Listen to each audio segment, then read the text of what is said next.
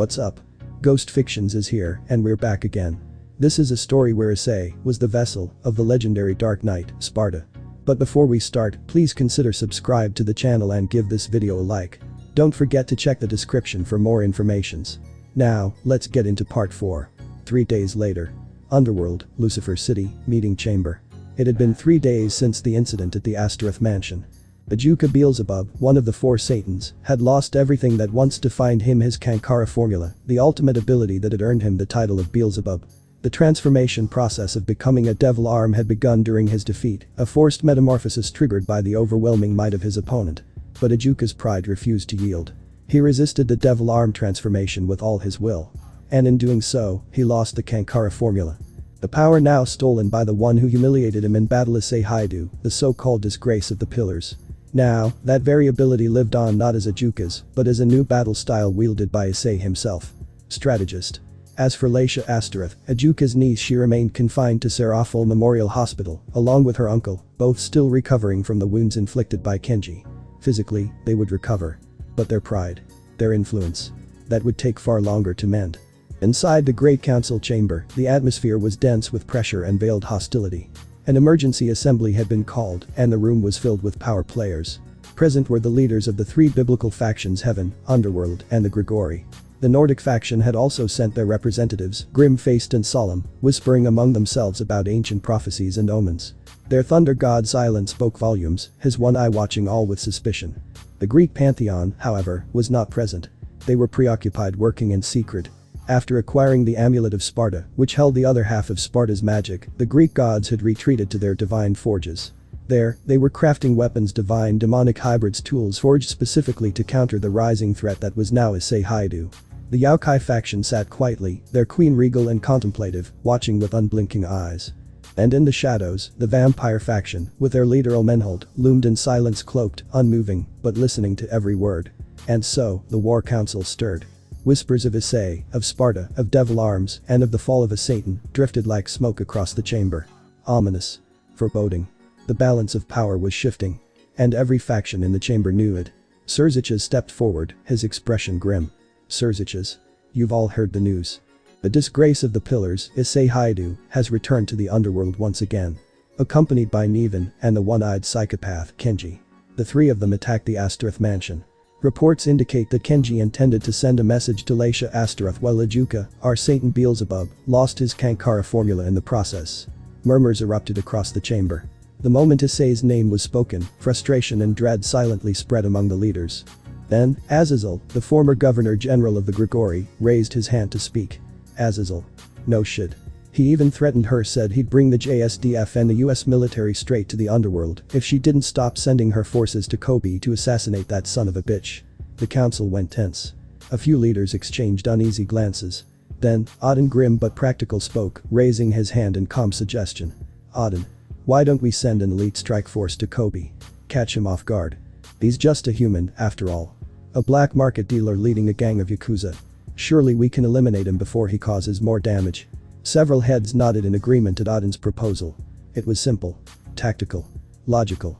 But Azazel only sighed, rubbing his temples as if he were the only one who truly understood the gravity of what they were dealing with. Azazel. Not an option, old man. NG may be human, yeah, a black market dealer, leader of a Yakuza syndicate, but he's not someone you underestimate. He's got connections, not just in the human world, but in other factions too. That man has eyes and ears everywhere when it comes to supernaturals. For all we know, he might have someone in this very room listening. He let that silence sink in for a moment before continuing. Azazel. And it's not just the JSDF he's threatening to drag into our affairs. It's the US military, too. All because of the pull he has. Political strings. Military favors. Blood debts. This isn't just some underground criminal we're dealing with. This is a walking warzone in a business suit. The room grew silent again, this time in tension, not uncertainty. The enemy wasn't just strong. He was connected, prepared, and already several steps ahead. And so, the chamber remained in uneasy quiet, waiting for the next name to be spoken. The air was thick, almost suffocating, as the weight of Azazel's warning settled over the room like a storm cloud. His words lingered like a curse too real to ignore. Eyes shifted. Brows furrowed. Even those with centuries of wisdom behind them now looked uneasy. It was Yusaka, the queen of the Yaokai faction, who finally broke the silence. Elegant and compassed, the golden-haired Kyuubi no Kitsune leaned forward, her amber eyes shimmering with restrained concern. Isaka. If what you're saying is true, Azazel. Then we're not just dealing with a rogue human. We're facing a manipulator. Someone who can bend the tides of war in his favor without ever raising a sword. That is far more dangerous than any devil. Her words were calm, but the underlying tension in her voice was undeniable, like a blade hidden behind silk. Ingvild, representing the vampire faction, chuckled darkly from the shadows, her red eyes gleaming. Ingvild. Of course he's dangerous. He's already outwitted the proud Astereth house. Injured their heiress. Humiliated a Satan. That alone has made him a legend in the black markets. Every nightwalker in Romania knows the name Kenji now. He's already a symbol to the wrong kinds of people. Azazel sighed and leaned back in his chair, the weight of the situation dragging against his usual sharp demeanor. Azazel. Exactly. And the more attention he gets, the more unpredictable this becomes. We can't fight shadows with swords. We need strategy. Intelligence. Containment. Otherwise, we're all just dancing on a landmine. Gabriel, standing in place of Michael, whose decisions had grown erratic ever since the report from Karl about sleeper agents infiltrating the church, looked visibly shaken. The recent betrayal from within, the near loss of Eva during her mission with Issei, it all weighed heavily on her. Gabriel. This Kenji has ties to the human militaries, to supernatural factions, and to the criminal underworld. If we provoke him, we risk turning Earth itself into a battlefield. Again. Her voice was gentle, almost angelic, but the steel behind her words was unmistakable. Serziches clenched his fists atop the table, his aura flickering faintly with pressure. Serziches. We're not afraid of one man.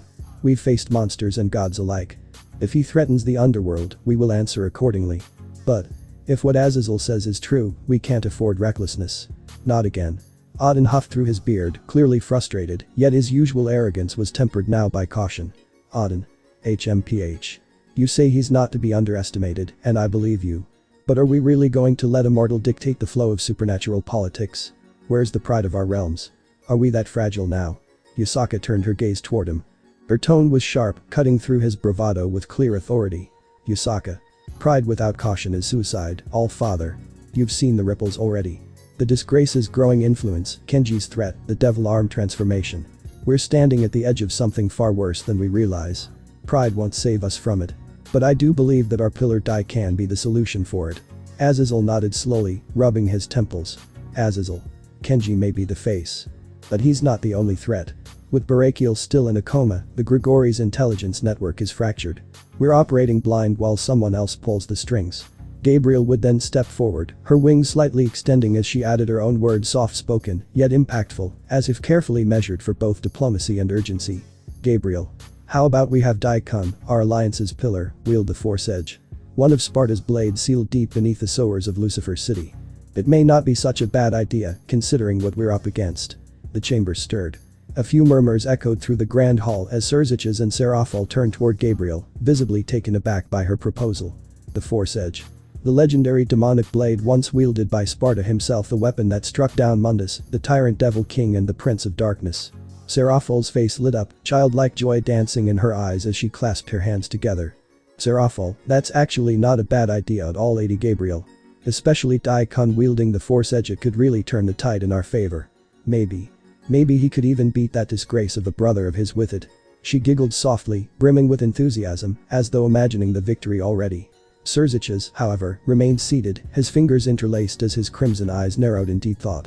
There was merit to Gabriel's proposal, and even Serafal's excitement had its points. But something inside him stirred a quiet warning. Serziches. It isn't a bad idea. I agree.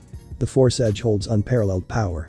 But we still don't know if Dai is ready to wield it. He may be the pillar of our alliance, but the Force Edge is no ordinary blade. His tone darkened slightly. Serziches. The demonic energy irradiating from that sword is enough to draw in other devils from entire realms away. Even sealed beneath Lucifer's city, it said that its presence has caused low-tier devils to go mad with desire. We give that sword to someone unprepared. We might lose Dai to the same darkness we're trying to fight. A hush fell over the room. It wasn't doubt in Dai's strength, it was caution. Even the mere idea of awakening the Force Edge sent ripples through the minds of every faction leader present. That blade wasn't just a weapon. It was the sword once wielded by Sparda, the legendary Dark Knight who defied hell itself. The thought of unleashing that kind of power again was no small matter. It wasn't just dangerous, it was apocalyptic if mishandled. Then Gabriel's voice rang out once more, calm and compassed, but with a tinge of something else. Hope. Gabriel. Well. I have some good news from Father Redgrave, however. The chamber shifted. Eyes turned sharply. The faction leaders, divine, demonic, ancient, all locked their attention on Gabriel. Even the ever-stoic Serziches and the playful yet deadly Serafo leaned forward. The tension, already thick, became brittle. What could possibly be considered good in times like these? Their answer came with the next words. Gabriel. Father Redgrave's ward, Eva Redgrave, has succeeded in repairing the Yamato, restoring it to its original state, using her own magic. A feat none of our artificers, mage, not even the sacred gear smiths nor the best of heaven's enchanters, could accomplish. And more than that. She allowed the moment to stretch, the chamber hanging on her every breath, as if to emphasize the gravity of what was about to be said. Gabriel. She has been deemed worthy by the Yamato itself. To wield it. Silence followed, sharp and immediate. It was as though the room itself had forgotten to breathe. A human, not a devil, not an angel, not a god, but an exorcist girl. Not only restored the broken katana of the legendary Dark Knight, but had been accepted by it. Yamato had chosen her. Serziches, his fingers steepled before him, stared ahead in quiet disbelief. Serziches. That sword. Yamato. It was meant to cut through reality itself. Even sealed, it carried unimaginable weight. The last time it was unsheathed, it tore open gates no mortal could close. And now. You're telling me it's active again? Serafo, wide-eyed and electric with excitement, almost squealed in her seat. Serafo. That's amazing. Lady Gabriel, you mean Eva-chan is the new wielder of Yamato? That's totally like a heroic prophecy in the making. I mean, just imagine what she can do with it. She might even cut down that disgrace of a brother once and for all. Her voice was gleeful, childlike in tone, but with a vicious edge underneath. As always.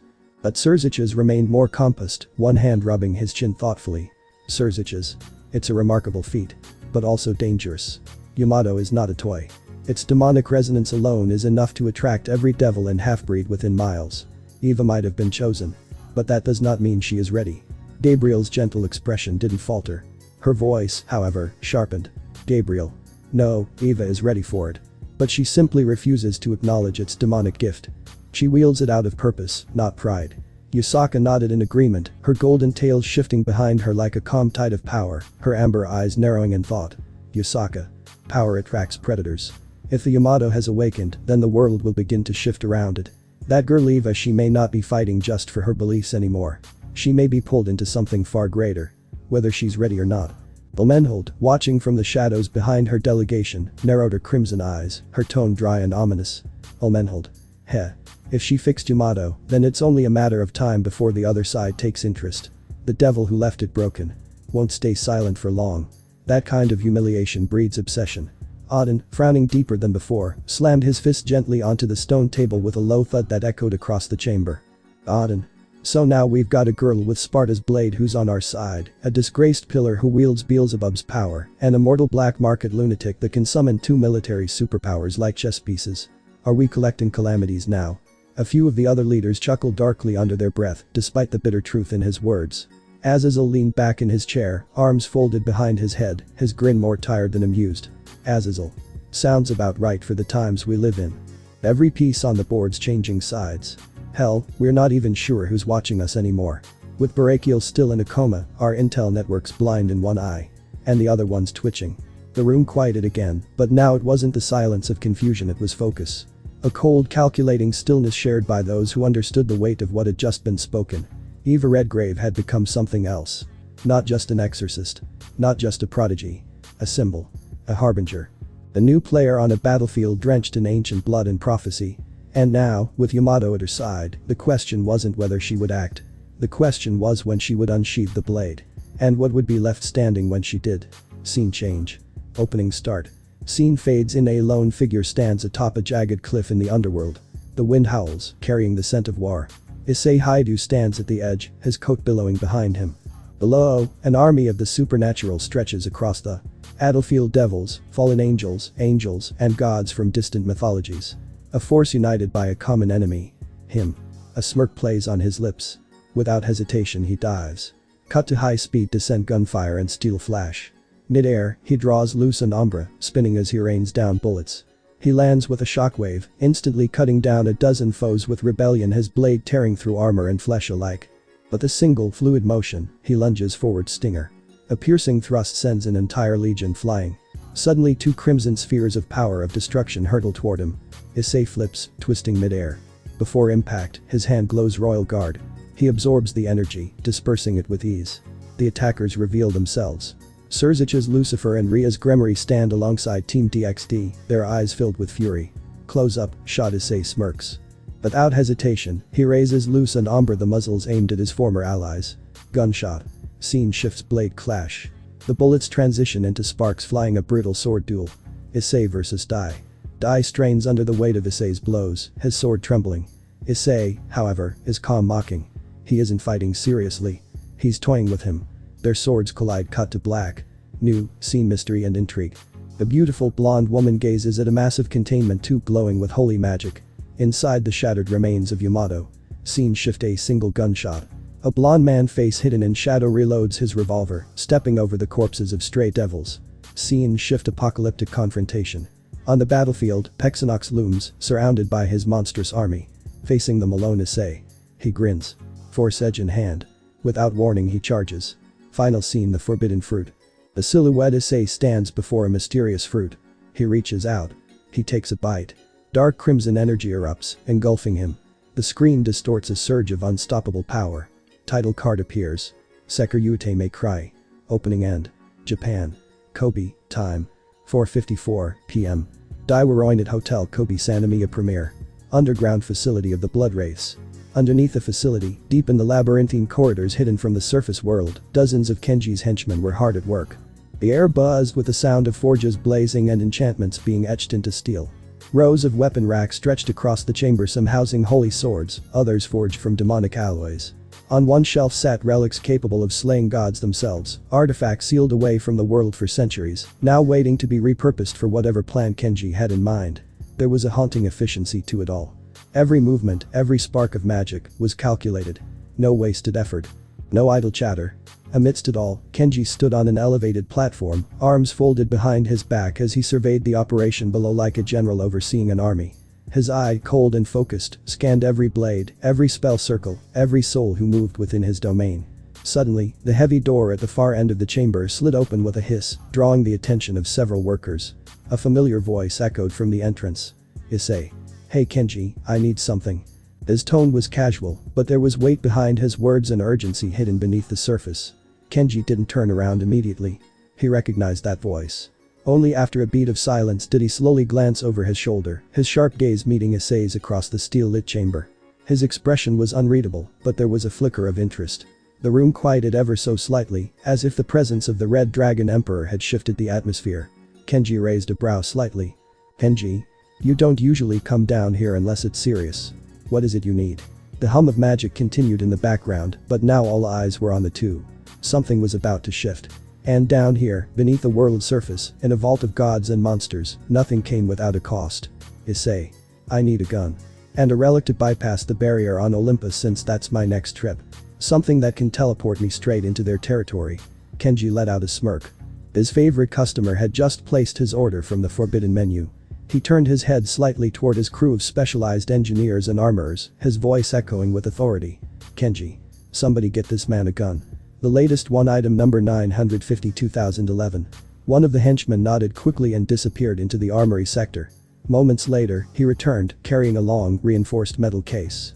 The henchman approached with care, then gently placed a container on the floor before Issei. With a soft hiss, the case's biometric lock disengaged, and the lid opened automatically. A sleek, menacing weapon was revealed inside, a heavily modified sniper rifle, brimming with supernatural augmentations. Its massive barrel and power coils gave it a militaristic aesthetic, but its structure. That was what caught Issei's attention.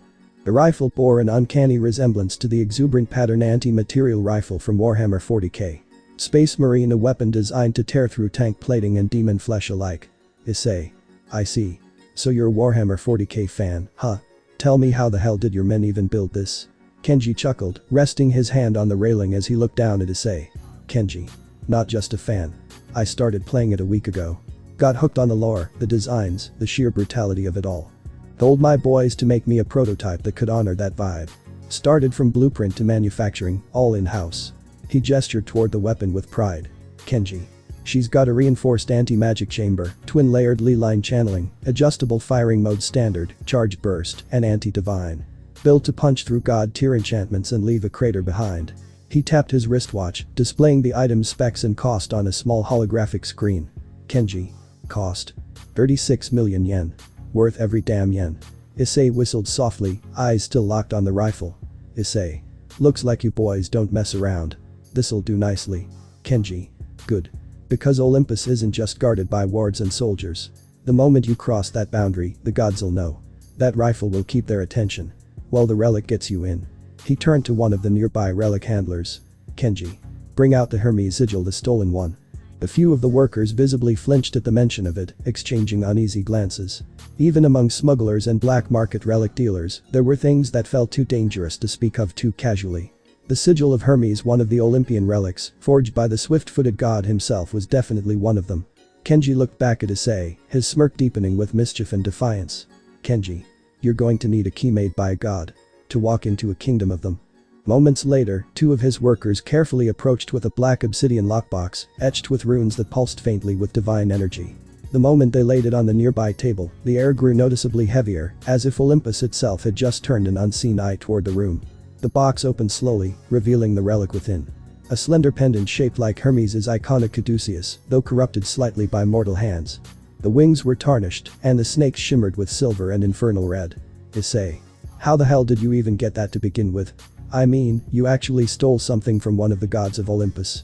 I bet Zeus is absolutely losing his mind right now, knowing his son got mugged by a bunch of mortals. Kenji chuckled darkly, leaning over the railing once again, amused by Issei's reaction. Kenji. Heh, you're not wrong. Hermes losing this little trinket was a very loud scandal up there. Olympus tried to cover it up, of course can't have the world knowing their fastest messenger got outplayed. But let's just say. It wasn't a bunch of mortals. It was a very specific team. My team. And we didn't just steal it. We outsmarted him. He gave a wink. Kenji. Turns out, gods aren't used to being hunted. Caught him slipping during a diplomatic errand in the Middle East. Didn't even see the extraction spell coming. Left him tied to a communications altar with a decoy talisman jammed in his belt. Zeus probably fried 3 mountains over it. Issei raised an eyebrow, clearly impressed. Issei. Remind me never to piss you off. Kenji gave a short laugh, his eyes glinting. Kenji. Too late for that, partner. But don't worry. We're on the same side. For now. He motioned to the box, letting Issei take a closer look at the sigil. Kenji. This thing doesn't just get you through the barrier. It makes the system think you're one of theirs. You'll be able to walk the sky path without alerting Olympus's scouts unless you fire that monster rifle of yours too early. He gave Issei a glance, half warning, half daring. Kenji. Just remember. Once you're inside, you're not kicking down the front door. You're dancing in their halls. Issei looked down at the relic, the gears already turning in his head. This was going to be one hell of a trip. Issei. First off, how on earth did a Yakuza group end up in the Middle East to begin with? Were you guys there to retrieve something from another black market dealer and then Hermes just showed up? Kenji let out a dry chuckle, resting one arm against the railing. Kenji. Close. We were there for a trade, some cursed Babylonian artifacts being offloaded by an old contact in Baghdad. Nasty stuff. But while we were sealing the deal, guess who happened to be running a covert delivery route for Olympus? He tapped the side of his temple. Kenji. Hermes was making a drop for one of Zeus's little spy games. Wrong place, wrong time for him. Right place, right time for us. He shrugged, casual, like it wasn't a story involving robbing a god. Kenji. We didn't plan to jack him at first. But once we caught wind of what he was carrying. Let's just say. Opportunity knocked, and we answered with a spell circle and a teleport trap. He glanced at Issei with a grin. Kenji. Was supposed to be a clean-up. Instead, we walked out with a god sigil and a death sentence if we ever set foot on Mount Olympus again. Issei let out a smirk. Issei. No wonder most of the mythological factions agreed to label the blood wraiths as strays except for the Shinto faction. You've been pissing off pantheons left and right. So, what's the price tag on this bad boy? Kenji. 172 million yen. Artifact grade, belonged to a Greek god, and still hums with divine energy. Olympus would kill to get it back. Literally. So, what do you say, deal? Issei paused, weighing his options. Honestly, he didn't expect it to be that expensive. Issei. Is rental available for this? Kenji let out a long sigh. Issei really did know how to handle business. Kenji. There is. Rental goes for 43 million yen a day. Smart move, you're only planning a one-day op, right? Issei gave a nod and pulled out a black ATM card, newly issued and untraceable. Designed to bypass supernatural surveillance, no links to his identity, no flagged activity, and most importantly, no address leaks to enemy spies hiding in bank systems. One of Kenji's workers brought over a portable transfer terminal with a digital keypad. Issei slid in the card without hesitation and entered the payment. 79 million yen, 36 million yen for the rifle, and 43 million yen for the Hermes sigil rental. Transaction approved. He pulled the card out as the terminal beeped. Issei. That would be all. Kenji gave a short nod, a smirk playing on his lips as the deal closed clean. Kenji. Pleasure doing business with you. Issei channeled his demonic energy, letting it surge through his palm as he engulfed the Hermes sigil in a crimson aura. The artifact responded instantly, pulsing with divine resonance as the magic circuits etched into it lit up. A ripple of power echoed through the chamber, space bent around him, and in a flash of light, Issei vanished from the facility without a trace. Only Kenji and his workers remained, staring at the empty space where he once stood. Kenji. God's last dusk. Show them what kind of champion you really are, Sparda. His voice was low, almost reverent, as if sending off a storm disguised as a man. Scene change. Greece. Mount Olympus, 11 a.m. In Mount Olympus, many gods were present as they prepared for something significant. Hephaestus, the god of forges, approached the throne of his father, Zeus, and bowed respectfully. Hephaestus. Father, I have come to inform you that your request was successful. Zeus, his head resting against his hand, spoke without shifting his posture, expecting nothing less than success. Zeus. Have you done it, Hephaestus? Hephaestus rose from his kneeling position. With a wave of his hand and a flicker of divine magic, he summoned two weapons, God-made devil arms. The first was Artemis, named after the goddess of the hunt. It took the form of a sleek arm cannon, forged from celestial steel, pulsing with a core of violet demonic energy capable of discharging concentrated blasts that tear through divine and demonic beings. The second was Pandora, modeled after one of Hephaestus's most infamous creations. It appeared as a jet-black briefcase etched with ancient runes, radiating an ominous aura. Whispers claimed it contained 666 forms of destruction, each sealed with infernal precision. The air around it rippled with suppressed power, as if the case itself resented being closed. Hephaestus. These are the only devil arms that I could create, there are many others in the way, Father. Zeus was impressed by the work of Hephaestus onto these devil arms, but not enough. He needed more. Zeus. Impressive, my son, now would you explain why you only managed to create two? Hephaestus soon summons the red amulet covered in gold, along with its chains being gold too. Hephaestus. You see, Father, these devil arms aren't too easy to create after all. After all, it's Sparda's magic we're dealing after all. Of course it isn't simple to make many in such a day or week. Zeus. Very well, Hephaestus. The next task that I shall give you. I need you to forge more of those devil arms. I entrust you with it. In the other side of the throne, the queen of the gods, Hera, was pissed off due to her personal vendetta on her own son. Hera. How long must I tolerate this insult? She thought, fingers gripping her throne's armrest as divine resentment boiled silently beneath her compassed facade. A heavy silence hung in the air as Hera rose from her throne, her divine presence weighing down the chamber. Even the lesser gods turned their eyes away, sensing the storm brewing beneath her calm demeanor. Hera. So now, he becomes your favorite. The forged mistake you once cast from Olympus. Zeus's gaze shifted toward her, his expression hardening. Zeus. Watch your tongue, Hera, it was you who casted him out the day he was born. That forged mistake you casted out now carries the will of Olympus into the next age. Hera stepped forward, her voice calm but seething. Hera. And what of our real warriors? Ares still waits for war. Athena, wisdom. Yet you hand divine demonic relics to the crippled one, just because he touched demon magic. Hephaestus, still standing near the base of the throne, narrowed his eyes. But didn't speak. Zeus. Ares fights for glory. Athena for wisdom. But Hephaestus. He forges weapons of judgment. In this war, we need creators, not just destroyers. Hera's eyes flickered with contempt, but she held her tongue. She turned, her robes billowing behind her as she made her way out of the chamber. Hera. So be it. But remember this, Zeus. Demon magic always has a price. And it won't be Hephaestus who pays it. The thunder rumbled faintly in the sky above Olympus. Zeus leaned forward, muttering to himself. Zeus. Then let the gods pay in blood, if that is the cost. Meanwhile, Hephaestus quietly returned to his forge. His mind already working on the next set of devil arms. And the cost of tampering further with Sparda's legacy. As deep beneath Mount Olympus, where rivers of molten fire flowed and divine sparks cracked through the air, Hephaestus returned to his sacred forge. The echoes of clashing metal and arcane humming filled the chamber as he stood before the central anvil, placing the red amulet encased in gold upon its surface. Its golden chains curled around it like serpents, reacting to the forge's divine flames. Hephaestus. Sparda. Your magic never makes this easy. With the motion of his hand, the forge roared to life. Chains descended from the ceiling, bringing down shards of divine ore, infernal alloy, and enchanted bone. Materials harvested from both Olympus and the underworld. Hephaestus. Artemis and Pandora were only the beginning. This one will be something else entirely. The amulet began to levitate, glowing violently with violet energy as two shards of obsidian split from its sides. Hephaestus extended his hand, and the fragments of metal and energy began to spiral into form. Each piece pulled by the amulet's demonic core. Hephaestus. Thanatos. Twin blades, forged not to kill gods, but to strip them of their immortality. The weapons formed in tandem. Twin curved blades, sleek and brutal in design.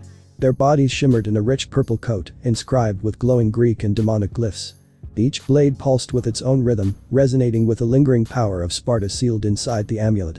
The hilts, wrapped in dark leather and obsidian, carried the essence of both divine craftsmanship and infernal design.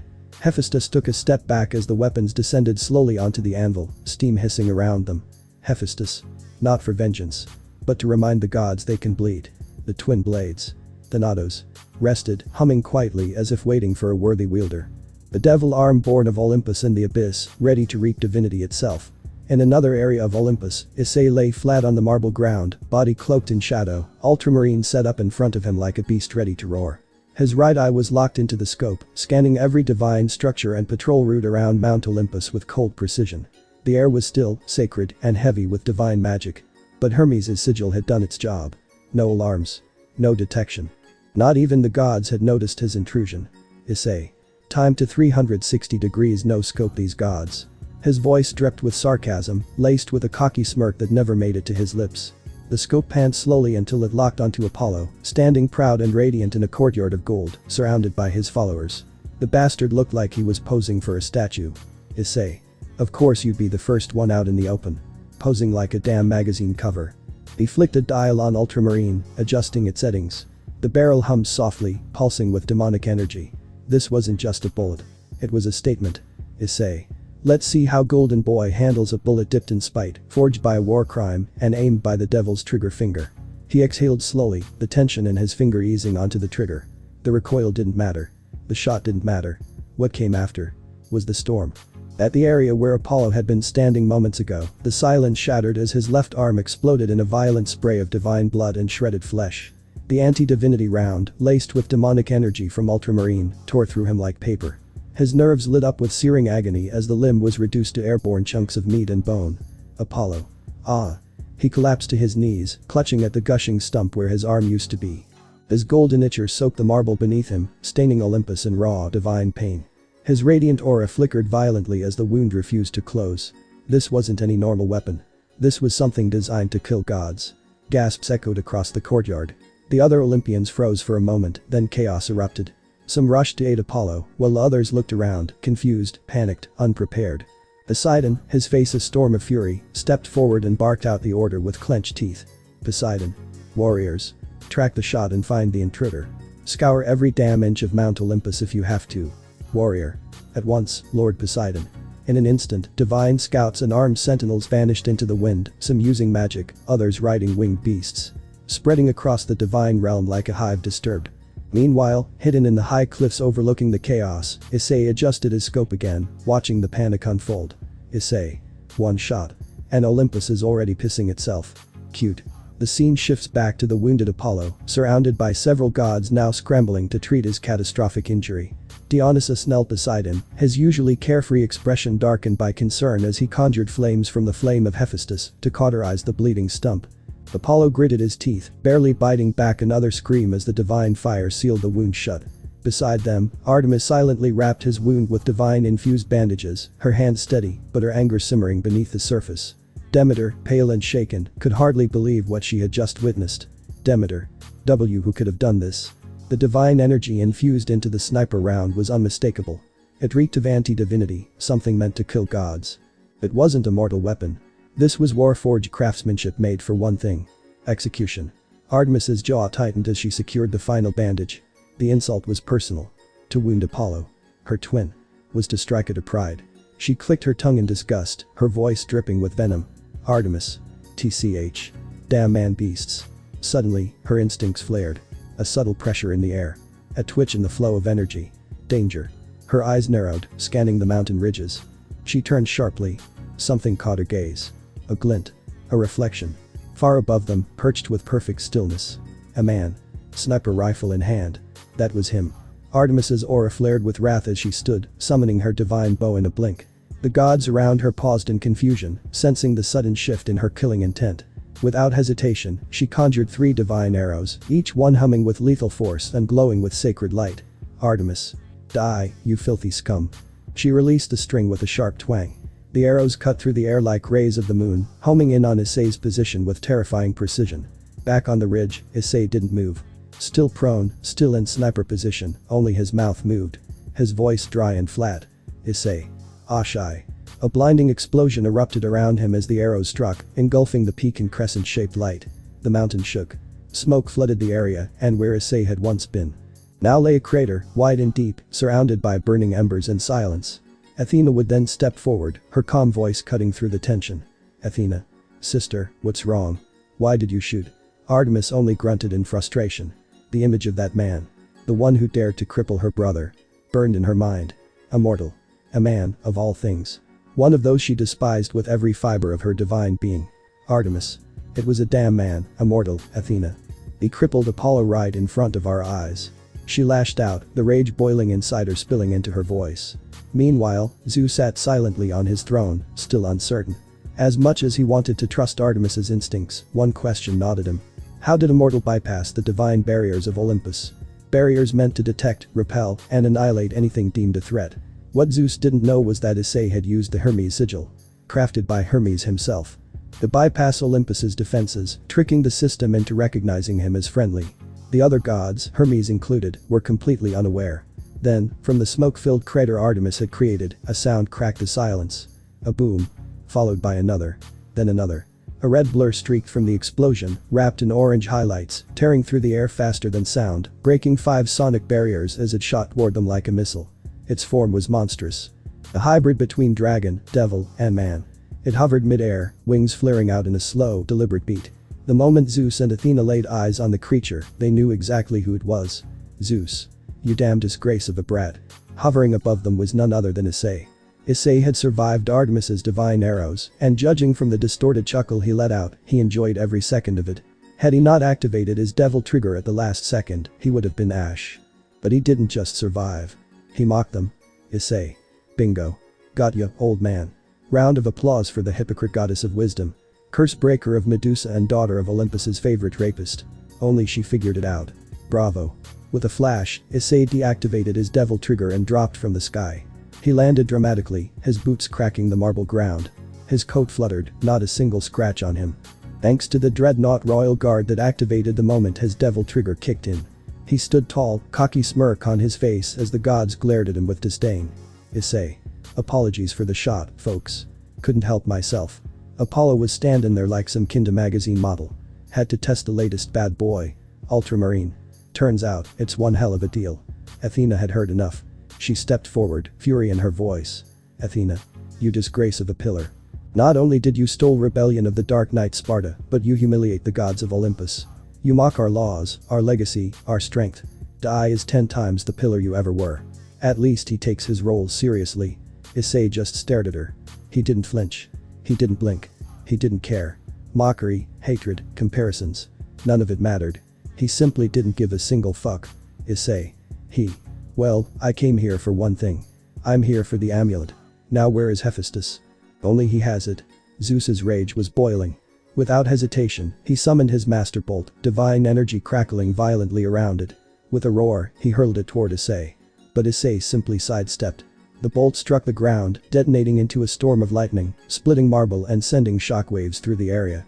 Unbothered, Issei casually took off his monocle, slipped on his sunglasses, and smirked. Taunting the gods without a care. Savage. A single word from one of the great heavenly dragon Drake only enraged Zeus further. The insult, the mockery, and now this brat had the nerve to demand Sparta's relic. The amulet. Zeus. Why should we, you damn brat? You'd only use it for your own selfish desires.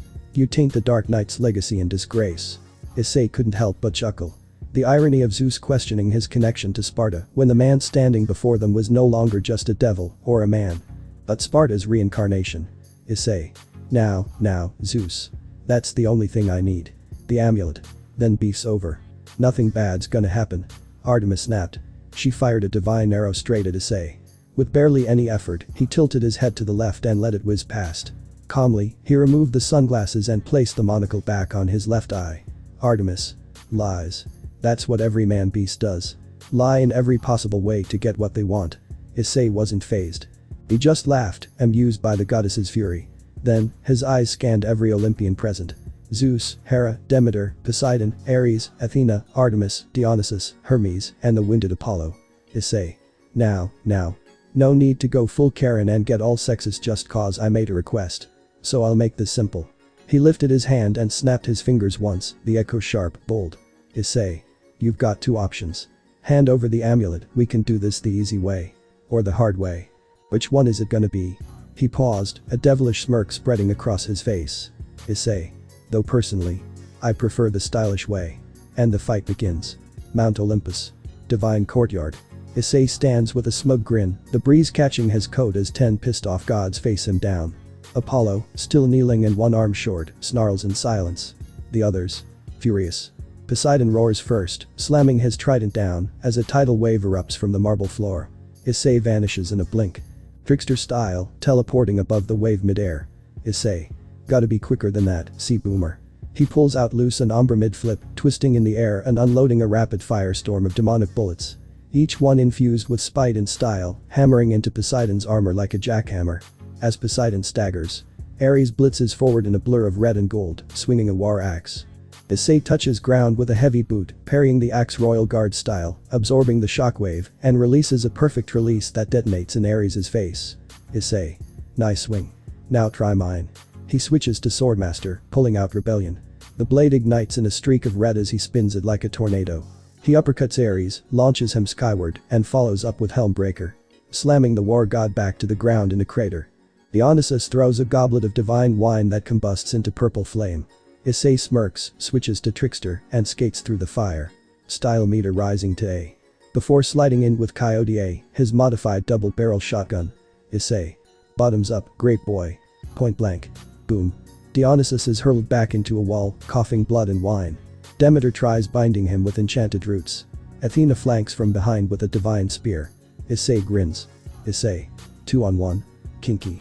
He channels Drag, Claws and Greaves glowing crimson. Royal Guard block the roots, then Trickster teleport behind Athena. He grabs her spear mid-thrust, yanks her forward, and slams her into Demeter with a powered punch. Issei. You sure you're the goddess of wisdom? Before they recover, Artemis rains down divine arrows. Issei jumps into gunslinger mode. Loose in one hand, Umbra in the other. He shoots every arrow mid-air, ricocheting bullets off stone columns with perfect aim. Savage combo. SS rank. He zips behind Artemis using Trickster dash, flips over her and slams her down with Rebellion stinger, then follows up with Million stab until her bow cracks in half. Issei. You call that divine hunting? I call it Tuesday. Hermes blitzes in next, faster than light. But Issei is already switching to Royal Guard, eyes locked, grinning. Hermes' punches bounce off a glowing guard shell, each impact charging up a counter. Issei. Thanks for charging my meter. Release. The energy explodes back, sending Hermes flying like a ragdoll. Hera finally snaps, unleashing divine lightning and illusions of her past selves to disorient him. Issei turns toward the sky, holding Hyoudou in one hand and raising his free hand dramatically. Issei. Drag. Style points, now. Drag roars from his gauntlet. Drag. Blow her away. Shotgun blast plus dragon burst. The divine illusions disintegrate in a burst of crimson flame. Hera collapses from the magical backlash. Zeus. Enough. The Stormfather descends from the sky in a flash of godly might. He summons a Stormclad and calls down his true lightning. A master bolt amplified beyond divine comprehension. Issei cracks his neck, clicks the safety off loose. Issei. Final round, old man. Zeus hurls the bolt. Issei activates Devil Trigger. His coat transformed into a demonic one that can turn Sprout into wings, cloak billows, eyes blaze hellfire. He dashes into the bolt, not dodging. Clashes with it head on. Royal Guard block into release. The explosion is god-shattering. He appears behind Zeus, Rebellion impaled through his chest. Issei. Here's the thing about thunder. It never strikes twice. But me? I do it with style. Zeus coughs, blood falls. Issei would then deactivate his devil trigger form and slowly approach Zeus. Issei. Be lucky I'm only after the amulet. I mean, I ain't some sadistic hunter toying with its prey. Well, okay. I kinded it earlier. But hey, not sadistic. Just stylish. With a smirk, he pulls rebellion from Zeus's chest. The wound begins to heal, untouched by any god-slaying magic. He twirls loose in one hand before sliding it smoothly into his holster. Suddenly. Stab. His chest is pierced by an enchanted root. Issei's eyes widen slightly. Not in pain, but in surprise. It was Demeter, bloodied and furious, using a root infused with a siphoning spell meant to drain demonic energy. More roots erupt, wrapping around Issei in layers, locking him in place. Then. THWIP. Boom. A divine arrow flies in from Artemis, striking Issei's wrist. It explodes on impact, forcing rebellion from his grip. His hand is blown off, sent flying. But already begins to regenerate, glowing crimson. Before he can react further, Athena chants a divine incantation. One borrowed from the Norse faction, strengthened by their alliance. The spell binds him tighter, glowing golden chains of runes intertwining with Demeter's roots. Poseidon steps forward, raising his trident as divine water spirals around him. He thrusts it down, encasing Issei completely inside a sphere of pressurized water, locking the bindings in a divine seal. Zeus, now standing tall, dusts off his bloodstained robes, a smug grin etched across his face. Zeus. You see, Brad. You really thought you could take on the gods of Olympus. Think again. Artemis kneels beside him, voice sharp and venomous. Artemis. Know your place, you man-beasts come. Suddenly. A pulse of red. Rebellion, lying quietly on the marble floor, begins to tremble. Then levitates. The hilt spins midair, then rockets forward like a missile, slamming into Issei's regenerating hand. The moment it connects. His eyes flare open, glowing orange, and a pulse of demonic pressure explodes outward. Red aura bursts from his body, shattering the bindings. The divine water evaporates instantly. Robots disintegrate. Norse runes crack apart like glass. Issei stands tall again, wings spreading wide. Devil trigger fully active. His aura roars like a crimson inferno. Issei. Oops. You were saying, Zeus. The demonic coat flared open. Blood-red wings whipping back with a thunderclap as Issei's devil trigger form surged with raw infernal energy. The divine roots and seals that once held him in place shattered instantly, exploding in a blast of red lightning and hellfire. The Olympian gods were caught completely off guard. The spells from Demeter, Athena, and Poseidon evaporating like paper in a furnace. Issei's orange eyes gleamed, a smirk tugging at his lips. Issei. Let's dance, you divine has-beens. Target 1. Hermes. Hermes lunged in with divine speed, daggers flashing. Hermes. You're fast. But not fast enough. Issei switched to Trickster, teleport dashing mid-swing and appearing behind him, Hyoudou already in hand. Issei. Wrong. I'm faster. Boom. Boom. 2 point-blank shotgun blasts blasted Hermes straight through a marble column. The messenger god collapsed, eyes rolling back. Target 2. Dionysus. Dionysus raised his chalice, summoning madness. Dionysus. Let's see you fight through this haze, devil boy. Issei grinned, switching to Gunslinger, firing loose and ombre with pinpoint ricochet shots that shattered the illusions. Issei. I fight better buzzed. Bullet slammed into Dionysus's chest, flipping him over and knocking him cold. Target 3. Demeter. Demeter screamed, launching more enchanted roots. Demeter. Back to the earth with you, beast. Issei dashed in, rebellion igniting in Swordmaster style. His slashes burned through every vine, and he flipped midair, driving his blade down into the ground. Boom. A shockwave erupted, hurling Demeter backward unconscious. Issei. Stay buried. Target 4. Ares. Ares charged, divine axe raised. Ares. Face me, demon. Issei switched to Royal Guard, parrying 3 monstrous axe swings, absorbing their force. Then he released the built-up energy in a massive counterburst that shattered Ares' weapon. Crack. Boom. Ares was launched into the distance like a missile. Issei. Try that macho act in hell. Target 5. Poseidon. Poseidon roared, raising a divine tidal wave. Poseidon. You are nothing before the sea. Issei used Trickster to dash up the wave, mid-air spinning, switching to drag. His fists blazed. Issei. Here's your drought. He crashed down with a flaming green punch, knocking Poseidon into the temple wall. KO. Target 6. Hera. Hera chanted divine seals, golden chains forming. Hera. I'll bind you forever, filth. Issei zigzagged through the chains, blasting them apart with loose. He reached her in a flash and elbowed her straight into the floor. Issei. You should have bound your ego instead. Target 7. Apollo. Wounded. Apollo crawled up, barely raising a hand of light. Apollo. You. Bastard. Issei appeared above him, grabbed his face, and slammed him down hard. Issei. Shut up and hit the floor, cover boy. Target 8. Artemis. Artemis rained divine arrows from above. Artemis. I will not fall to a man-beast. Issei dashed through the barrage, caught her last arrow, and crushed it. Issei. Call me whatever you want. I'm still knocking you out. He delivered a savage headbutt that laid her flat. Dre would then announce. Bozo. Target 9. Athena. Athena summoned her divine blade and shield. Athena. Your insolence ends here, pillar wannabe. Issei parried each strike with royal guard, then struck back in swordmaster, smashing her shield and delivering a flipping kick to her temple.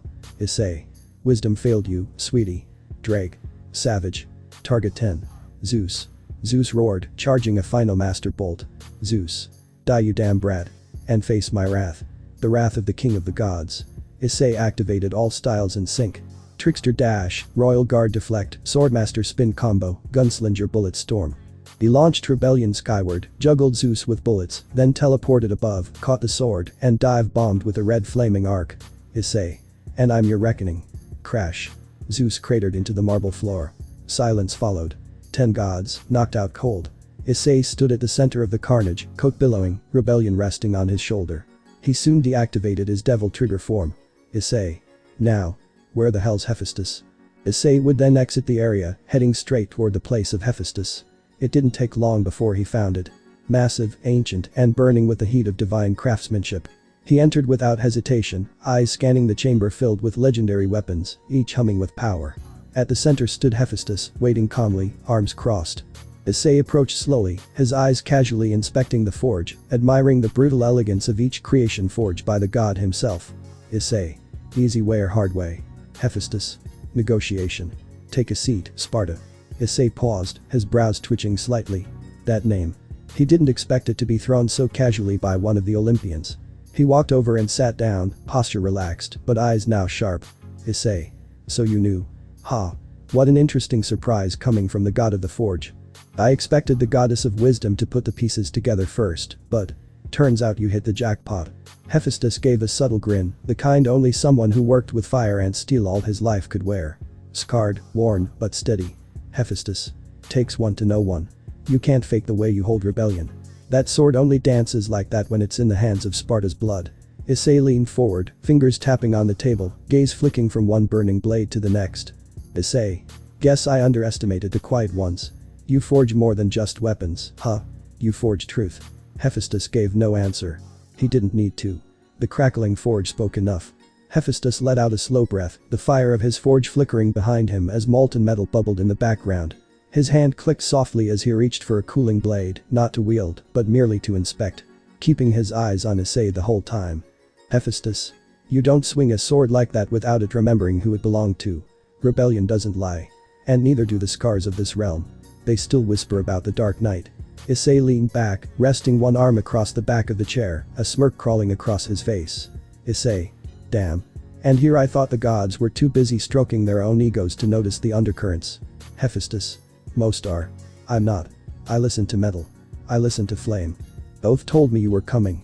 He stood, walking toward a stone pedestal at the center of his forge, where a velvet-lined box rested. Hephaestus opened it, revealing a black and crimson amulet pulsing with sealed energy. Hephaestus. You want your amulet? Fine. But it comes with a question. And a price. Issei leaned forward, eyes sharpening. Issei. Shoot. Hephaestus. What do you plan to do with your previous legacy? The room went silent, the crackle of fire the only thing between them. For a moment, the smirk faded from Issei's face. Issei. Not follow it. Not live in its shadow. But redefine it. Humanity doesn't need another legend. It needs a savior. Hephaestus studied him, then closed the box and handed it over. Hephaestus.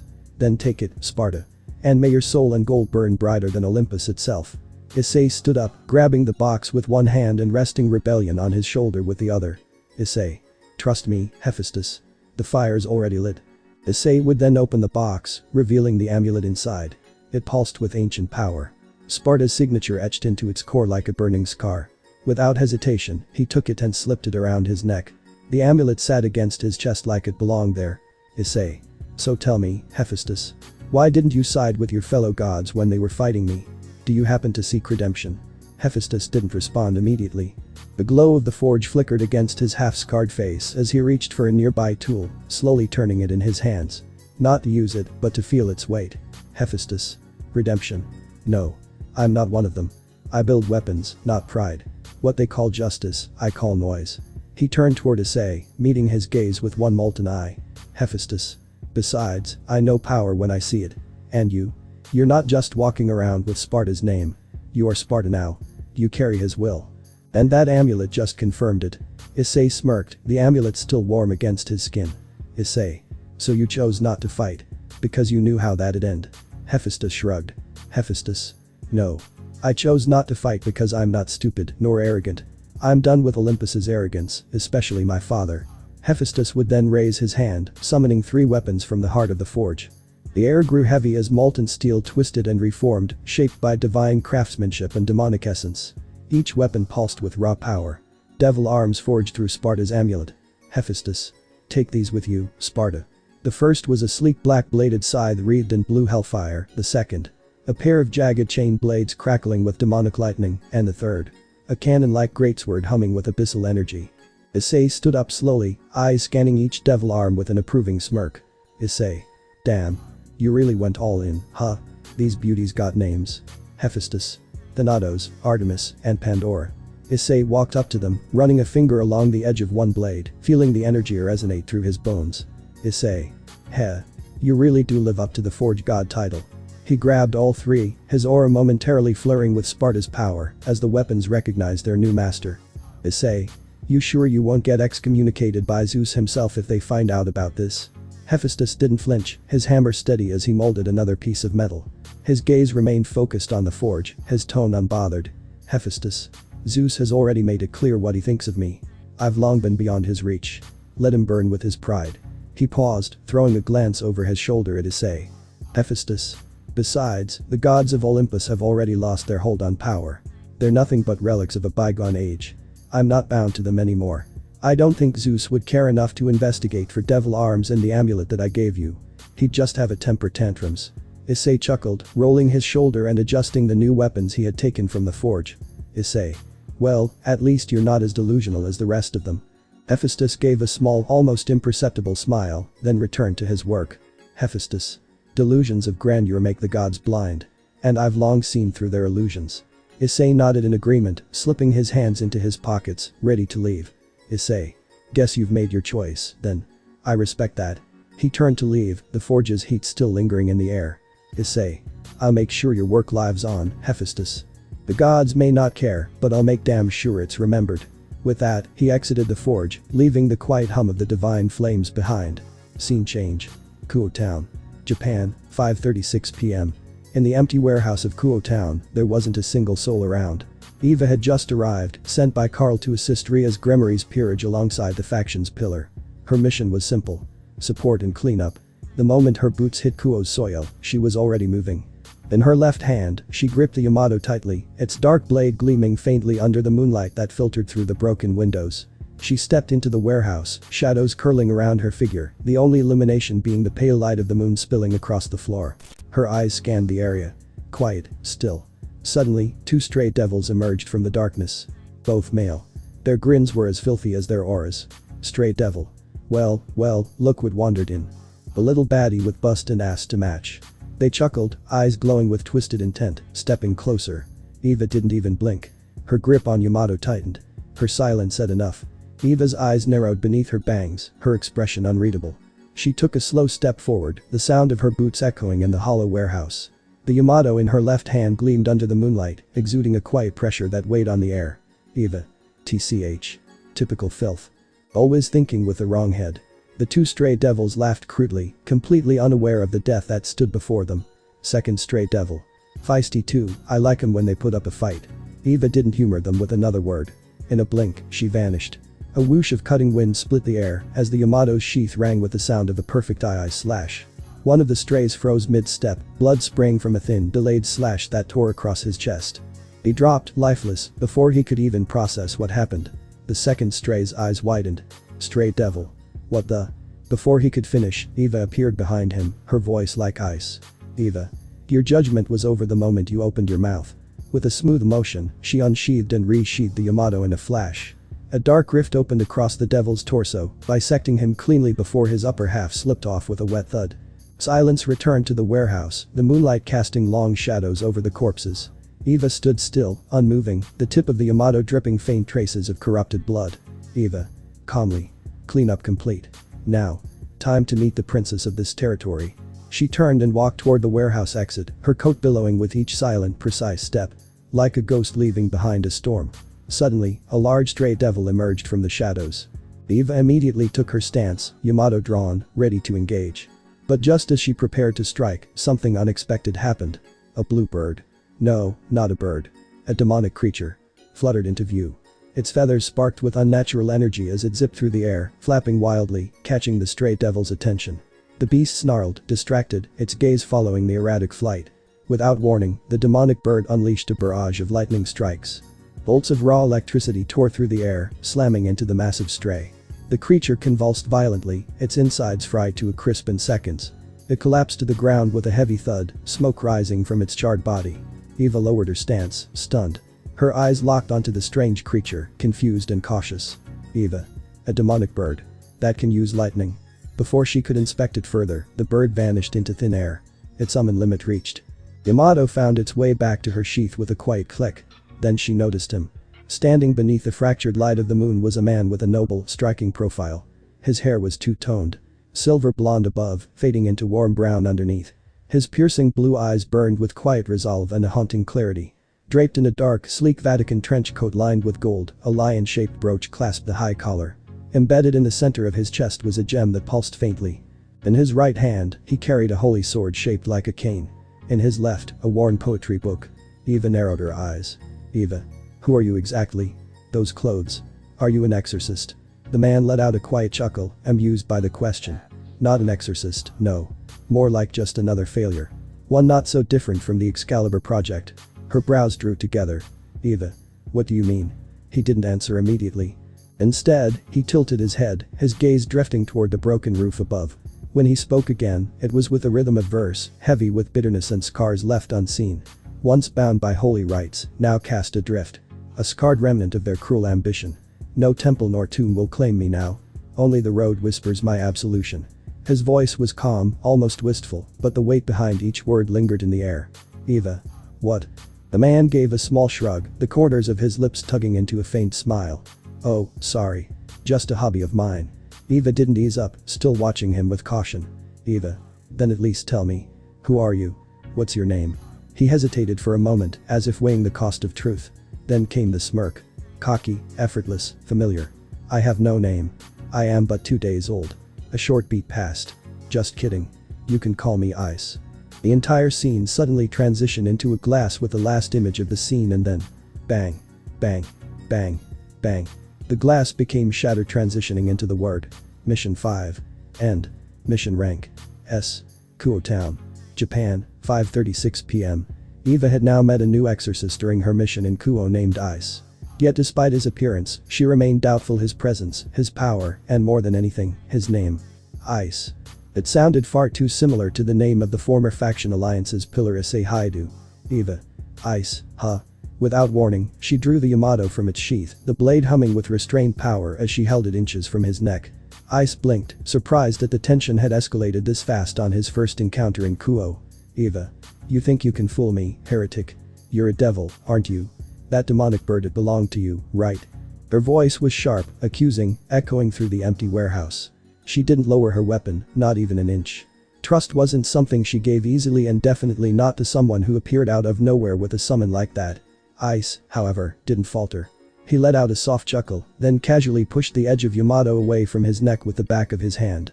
Ice. Devil. How am I a devil? Sure, that summon was mine. Its name is Griffin. But I'm human, not a heretic hiding in flesh. So tell me. What's your name? Eva hesitated. He asked so casually, but her instincts were still screaming. Still. The last time someone asked her name like that, it was a stray devil who had charm magic, and she still hadn't lived that down. The thought made her flustered for a second, but she caught herself. Eva. Eva Redgrave. Ward of Carl Redgrave. You're strange, Ice. You don't have a surname, so you're not a ward, are you? Ice nodded slowly, his expression unreadable. Ice. I'm clearly not a ward, Eva. With a sigh, Eva slid Yamato back into its sheath. The tension lingered, but her aggression eased. With a flick of her hand, she dismissed the blade with a shimmer of magic, then stepped forward. Eva. You sure you aren't a devil? Who sent you here, anyway? What's your mission in Kuoh? Ice didn't respond immediately. Instead, he opened his poetry book, flipping through a few worn pages before speaking again. Ice. No one sent me here. My only mission is to clear out the strays in these streets. And maybe, find a bit of peace for myself. I'm just a shadow of my former self, robbed of everything by my own kin. He looked up, meeting her eyes. Ice, tell me, Eva, isn't clearing out strays your mission too? Eva remained serious, but she sighed. Eva. I'm here to aid the Gremory princess and her peerage, along with the Alliance's pillar, Dai Hyoudou. Bria's Gremory, the little sister of the Devil King, Surzich's Lucifer. The moment those names were mentioned, Ice clenched his jaw slightly. Internally, fury bubbled at their mere mention, but outwardly, he remained unreadable, stoic, calm, the image of a wandering scholar. Ice. I see. Be careful out there, Redgrave. You're dealing with devils. You might even get reincarnated as one of the Gremory servants if you're not cautious. He flipped a page in his book, not even looking up. Ice. Take Zenobia Quarta for example.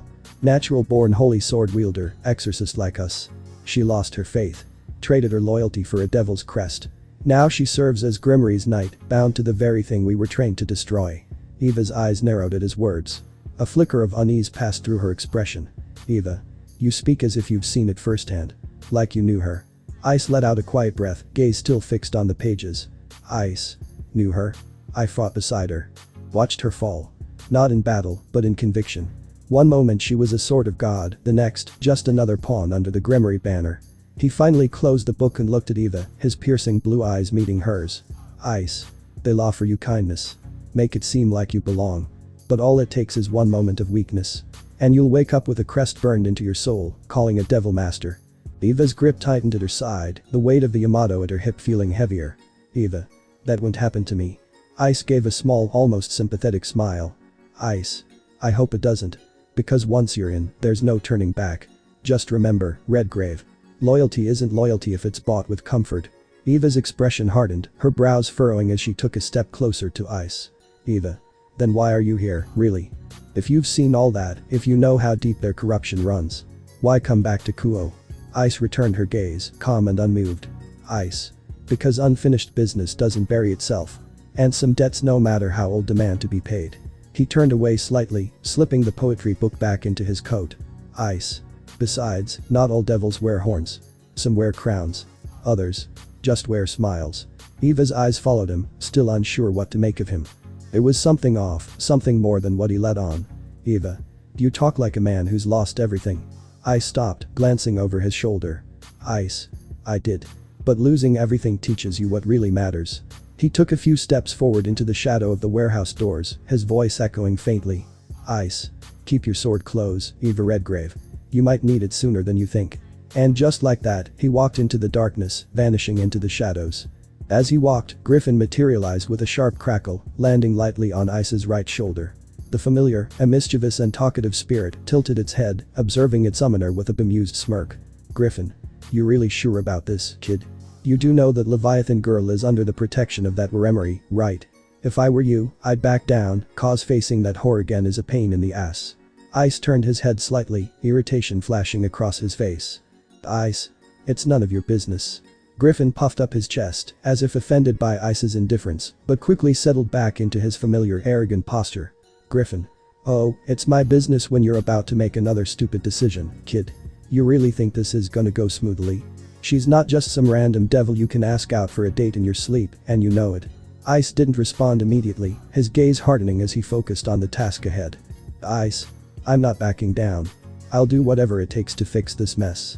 Whether it's with Dai, Riaz, or anyone else that stands in my way. Griffin let out an exaggerated sigh but didn't argue further. He knew better than to try and talk Ice out of something once his mind was made up. Instead, he ruffled his wings and muttered under his breath. Griffin. Stubborn as always. Just don't get yourself killed, kid. I'd rather not be stuck with your sorry ass in the afterlife. Ice's expression softened for a moment, a faint, sardonic smile tugging at the corner of his lips. Ice. I'll survive. Just trust me. Griffin let out a loud, sarcastic laugh, his feathers ruffling as he perched smugly. Griffin. I do suggest you call in the entire Boser squad if you end up scrapping with the period hair bitch and her loyal dogs. Cause let me tell you, dealing with that soap opera again. Total pain in the ass. Unbothered, Ice kept walking, his eyes fixed ahead, his boots crunching against gravel as the shadows swallowed his form. The dark welcomed him like an old friend, and Griffin, muttering under his breath, reluctantly followed. Griffin. Damn kid and his death wish. But fuck it, weep all. Meanwhile, the night air in Kuoh was calm, the city lights gently illuminating the quiet streets. Eva moved like a phantom, scanning her surroundings with sharp, trained eyes. She walked with quiet confidence, her long coat trailing behind her, and her red eyes glowing faintly in the dark. She was searching, hunting for the next step in her mission. Her gaze stopped on a girl standing beneath a street lamp. Short black hair, sleek glasses, and the Kuoh Academy girl's uniform. There was a compassed elegance to her stance, like someone used to control, to power. Sona Shitori. The student council president of Kuoh Academy and the little sister of Serafal Leviathan. Sona. Eva Redgrave, am I right? Eva stopped in her tracks, eyes narrowing slightly. Her presence was calm, but beneath the surface, her magic crackled like distant thunder. She studied Sona carefully. Eva. You're well informed. That's supposed to impress me? Sona adjusted her glasses, her expression neutral. Sona. Not particularly. But it saves time. The tension between them hung in the air, two different legacies, two different paths, crossing at last. Eva. If you're here to waste my time, then don't bother. If you want to help, I need you to bring me to Ria's Gremory. If so, you must be the little sister of Devil King Serafal Leviathan. Sona adjusted her glasses with a calm, calculating expression, her violet eyes quietly studying Eva. There was no irritation, no smugness, just an analytical air that radiated authority beneath the polished exterior. Sona. You're just as blunt as the files described. And yes, I am Sona Shitori, Sona Citri, if you prefer the original. Serafal Leviathan is my older sister, and as much as I find her antics exhausting, I assure you I don't share her flair. Eva didn't flinch. Her arms remained crossed, her stance closed off, guarded. Her eyes narrowed, as if she were dissecting Sona with her gaze. Eva. Then you know why I'm here. If this is some underhanded move to delay me or redirect me, don't. I've had enough of devil politics for one lifetime. Sona gave a short, subtle nod, acknowledging the tension but not rising to it. Sona. Understood. No tricks. Riaz is on campus at Kuoh Academy, preparing for the upcoming meeting between you two. Eva raised an eyebrow. Eva. So she is expecting me? Sona. You're not exactly subtle, Eva Redgrave. Wielding the Yamato. You made waves in the magical surveillance networks the moment that demonic signature flared up. Riaz wanted to meet you personally ever since. Well, ever since Michael vouched for you. A flicker of annoyance crossed Eva's face at the mention of Michael. The idea that even now, others were watching her choices grated against her pride. Eva. Fine. But just a warning. If this is a trap, I don't care if you're a Citri or Riaz being a Gremory. I'll cut my way out. I don't care about titles. Sona's lips curved into a faint smirk, not of amusement, but of respect. Sona. Duly noted. But I think you'll find we're on the same side. For now. With a fluid motion, Sona raised her hand, conjuring a glowing blue sigil beneath their feet. The magic circle shimmered with complex formulae and layered enchantments, a testament to her precision and mastery over magical science. Sona. We won't be walking. This will take us straight to the student council room. Riaz will be waiting. Eva cast one last glance at the street behind her before stepping onto the circle. Her grip subtly tightened around the hilt of Yamato at her hip, her instinct still raw, alert, and untrusting. Eva. Let's get this over with. With a flash of demonic circle onto the ground, the two vanished, teleporting away, leaving behind the quiet street now empty under the moon's watchful gaze. Kuoh Town. Japan, Kuoh Academy. 5:40 p.m. Inside the academy's courtyard, the silence was unnerving. Not a single student, teacher, or staff member roamed the grounds. The area was eerily still, the wind brushing gently across the trees that surrounded an old, worn-down school building tucked behind the main campus. A place long abandoned by the modern Kuoh Academy, yet now repurposed, claimed by none other than Ria's Gremory as the base for her peerage. A glowing magic circle suddenly manifested on the cracked stone floor of the courtyard. With a flash of light, Sona Citri and Eva Redgrave emerged, the faint hum of magical energy dissipating as quickly as it appeared. Sona took the lead confidently, striding toward the building with Eva close behind her, boots echoing softly with each step. Inside, the scene couldn't have been more of a contrast. On a lavish, red velvet couch, Ria's Gremory sat leaning seductively into Dai, playfully running her fingers across his chest. At the same time, Akeno Himejima, ever the temptress, was perched on Dai's other side, smiling coyly as his arm rested behind her. Their flirting was casual, intimate, as if they had done this 1,000 times before. Sona stopped in her tracks, letting out a quiet sigh as she adjusted her glasses, jealousy flashing for the briefest of moments in her eyes. Despite her usual composure, even she wasn't immune to the scene. Eva, on the other hand, felt something entirely different. Awkwardness and disgust swirled within her facial expression. This was the so-called pillar of the supernatural factions. A womanizer. A flirt. She had done her research. She knew he was the host of the evil dragon Krom Kruich and a former human turned devil, but she hadn't expected this. Her lips twitched, forming a faint grimace. She stared coldly, her body language stiff with discomfort, arms crossed tightly under her cloak. Sona. Ahem. A sharp purposeful cough cut through the tension. Riaz blinked and quickly sat up straighter, compassing herself as if a switch had been flipped. She rose from the couch with elegance, brushing a stray red strand behind her ear. Sona. Your guest is here, Riaz. Riaz nodded, her expression shifting from flirtatious to diplomatic. A soft, welcoming smile formed on her face, one practiced, royal, and fit for a daughter of the Gremory household. Meanwhile, Dai lazily threw one arm over the couch, still smirking as if the whole moment had been a game. Eva remained expressionless, but her fingers curled tightly at her sides, her cold, piercing gaze flicking between the devils in front of her. The remnants of their shameless display still lingered in her mind. She hadn't come here for flirty games or idle banter, she had come to do her mission. Riaz stepped forward with grace, her long crimson hair swaying behind her like a royal banner. She extended a hand toward Eva, her voice smooth but firm. Riaz. Eva Redgrave, am I right? Or shall I say, the Red Scarf Exorcist? The nickname stung only because it reminded Eva of her past missions, of the blood she spilled in the name of the church, and of how far she now stood from that path. Still, her face betrayed nothing. But inside, the memory of Riaz's flirting moments with Dai earlier stirred her anger. So this is the sister of Serzich's Lucifer. The woman with royal blood and zero sense of dignity. Eva said nothing as she took Riaz's hand, cold, formal, and unflinching. The handshake was brief, with neither woman truly yielding to the other. It was a formality, nothing more. Riaz. Now take a seat on the couch, Redgrave. Reluctantly, Eva obeyed, though every part of her body screamed to remain standing.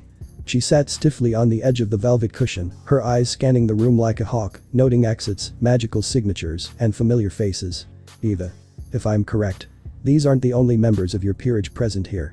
Especially the ace of Lord Michael, he's here too, isn't he? Riaz let out a soft chuckle, amused by her guest's perceptiveness. Riaz. I'm impressed, Eva. You have sharp instincts. Very fitting for someone who might one day join Dai's harem. A visible tick appeared on Eva's forehead, her irritation bubbling to the surface. Her eyes narrowed sharply, and the temperature in the room seemed to drop. Eva. Did I give you permission to say my first name? Gremory. And as I said before the last time we crossed paths, I don't break bread with devils. Especially not with that playboy heretic. Riaz cleared her throat, struggling to maintain her composure. The insult had clearly struck a nerve. Beside her, Akeno's gentle smile faded ever so slightly, her fingers twitching with restrained emotion. As for Dai, a flash of frustration flared in his eyes, but he quickly masked it with a casual smirk. He knew better than to lose composure. She'll come around eventually, he thought. They always do. Riaz. My apologies. Miss Redgrave. She emphasized the formality with a slight bow of her head. Then, turning to her queen. Riaz. Akeno, would you please treat us with some tea? Akeno rose gracefully, her smile returning like a blade sheathed in velvet. Akeno. Right on it, but you. She glided across the room, leaving behind the tension that now clung to the air. As the water began to heat and the scent of tea leaves filled the chamber, Eva leaned back just a little, still rigid, still alert. Eva. So where are your servants, then? Especially Irina. Riaz. Apparently, they're currently training Irina, Zenobia, and Kiba in particular. Cut to the courtyard. The clang of steel echoed in the training grounds behind the school. Irina and Zenobia, their bodies moving like flowing water, worked in tandem as they fought against Kiba. His demonic sword clashed against their holy blades with blistering speed, a dance of light and dark, as holy sparks met infernal steel. The intensity of the match was palpable, each of them pushing the limits of their forms. Back to the Occult Research Club. Riaz. And as for Gasper. Her voice dropped into a slightly somber tone. Scene shifts to a darkened room. Gasper lay curled up in the corner of his room, wrapped in a thick blanket like a frightened animal. His eyes were bloodshot, shadowed by dark circles. Several talismans and holy seals were stuck around the room for comfort, but none of it seemed to help. The mere flicker of lightning outside the window caused him to jolt violently. His room was dim, only illuminated by a soft candle. A soft hand gently caressed his head. Asia, her face full of sympathy as she whispered to calm him. Asia. It's okay, Gasper. She's not here. you're safe now. But Gasper only whimpered, staring wide-eyed at a small bat plush toy sitting across the room, its buttoned eyes glowing faintly in the dark. Scene returns to Eva and Riaz. Riaz. He hasn't left his room in days. I don't blame him. That encounter left a mark. She turned again, facing Eva fully now. Riaz. As for your enrollment, it's not just about you getting close to Dai, Eva. This was Lord Michael and my brother's decision. You're a potential balancing force. You've already proven yourself against the fallen pillar, and the church and devil factions agree. You're too valuable to be left unguarded. Eva scoffed at that, the corners of her mouth twitching as she tied her silver blonde hair into a tight ponytail with a fluid motion, sharp, controlled, and deliberate. Her tone carried a venomous chill. Eva. I guess so. But let me ask you something, Gremory. Is this some setup to make me grow fond of that playboy devil of yours? I know Lord Michael wouldn't do this kind of setup, only a devil would. She narrowed her eyes, voice laced with icy disdain. Eva. Enrolling me in this academy won't change my damn mind. My mission is a will passed down to me and I will carry it out to the end. You're just trying to get me on your side, aren't you? She leaned forward, her voice low and sharp. Eva. To get the Yamato from me. There was a pause. The room fell into a tense stillness broken only by the soft clink of porcelain as Akeno returned with a tray of tea, setting it down gently. She caught the end of the exchange, but said nothing for now. Riaz inhaled slowly through her nose, brushing a lock of crimson hair from her face. Riaz. I have no interest in taking what's not mine, Eva. But power has a way of choosing its wielder. I wonder if, by the time this is over, you'll still believe that blade is truly yours. The challenge hung in the air, unspoken but heavy. Neither of them had any plans of backing down. Dai. Whoa. Whoa. Slow down, babe. No need to get feisty. Maybe I'm rushing you a bit too fast. We can take it slow, get to know each other, you know. Dai stood up from the couch with his usual cocky smirk, adjusting his coat slightly before throwing a wink in Eva's direction. His tone was casual, teasing like this was all just a game to him. Eva's glare met him head-on. Her eyes sharpened like knives, cold and unwavering. The air between them tensed. That single look spoke louder than any words. It wasn't a blush or a flustered reaction, no, it was a silent warning. Dai immediately felt it. Her gaze pierced straight through him, heavy with restrained hostility. The flirtation bounced right off the wall of iron resolve she carried with her. Dai. Right. Message received. He raised his hand slightly in mock surrender, but didn't drop the grin. Eva could only rub the bridge of her nose in frustration. Eva. How droll.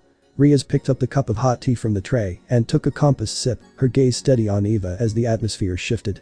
Riaz. As for the briefing, Miss Redgrave. You'll be stationed here to assist us against the disgraced former pillar, Issei Hyoudou, the elder brother of the current pillar. She placed a teacup back onto its saucer with a soft clink. Riaz. Your talents, both magical and martial, are exceptional. Lord Michael and my brother believe you're uniquely suited for this task. Your presence here is not a coincidence, it's a necessity. Regardless of your personal convictions, the mission comes first. Eva remained seated, arms crossed, her expression still unreadable. The tension in the room was thick, but she responded with the same icy tone. Eva. Understood. But don't expect me to play well with devils. I'm here to carry out the will entrusted to me, not to make friends with heretics. Eva then took a cup of tea with a neutral expression, her gaze lowered just enough to mask the tension still coiling beneath her compassed exterior. She didn't trust these devils, not in the slightest.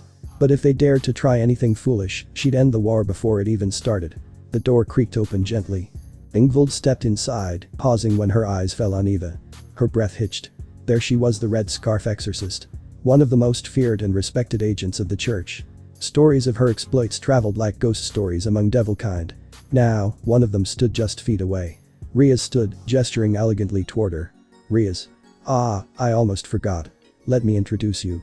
This is Ingvild, Leviathan, descendant of one of the original Devil Kings. She's under my protection and wields a long Inus-class sacred gear, the Nereid Kiri. With it, she can command dragons and seas alike through the power of her singing voice. She turned her head toward Ingvild, whose hesitation was evident.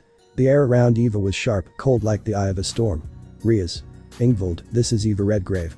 Known across the factions as the Red Scarf Exorcist. Ingvild hesitantly raised a hand, offering a sheepish wave as a nervous smile touched her lips. Ingvild. Hi. Redgrave-san. Eva observed her closely, her nervous eyes, the way she carried herself, the subtle tremble in her voice. Different. This one was different. Nothing like the flirtatious arrogance of Riaz or the smugness of her peerage. Ingvild had a quiet kind of presence. Humble. With a softened gaze, Eva allowed herself the briefest break in demeanor. A subtle, gentle smile crossed her lips, not warmth, but reassurance. Eva. No need for formalities, Leviathan. Take a seat if it helps steady your nerves. Ingvild blinked in surprise, then slowly nodded, walking to the nearest spot and sitting down quietly, still unsure, but less afraid. Ingvild sat down with measured grace, clutching the hem of her skirt tightly as she tried to compose herself. The room remained quiet for a moment, awkward, tense. Only the soft clink of porcelain cups and the faint hum of magic wards in the distance could be heard. Eva took another sip of her tea, eyes shifting toward Riaz. Eva. So. You're gathering allies now? Pulling in exorcists, sacred gear users, even remnants of old devil bloodlines. Is that how desperate your little war against Hyoudou has become? Riaz held her composure, but the sting of those words wasn't lost on her. She placed a teacup down on its saucer with controlled precision. Riaz. We do what we must. Issei Hyoudou is not the boy we once knew. You may know him as the heretic devil. But to us, he's become something far worse. A threat that could tear the entire balance apart. Akeno nodded quietly beside her, her usual flirtatious aura now replaced by a rare seriousness. Akeno. You'll see it yourself soon enough. We've all seen what he's capable of now. He's no longer bound by the old rules. Eva leaned back slightly, her gaze heavy and unreadable. Eva. That sounds more like fear than strategy. Dai let out a low scoff but said nothing. Even he knew better than to poke the hornet's nest now. Ingvild glanced between them all, her voice barely above a whisper. Ingvild. You've faced him before. Haven't you? Eva didn't respond at first. Her fingers slowly tapped against the cup's handle once, twice. Eva. Yes. He's more of a trickster who toys. It's an if you may ask. Riaz met her gaze, steel for steel. Riaz. Then you know why we need you. You may not trust us, but you know this war won't be won by one side alone. Eva set the cup down. She wasn't smiling anymore. Eva. Just remember this, Gremory.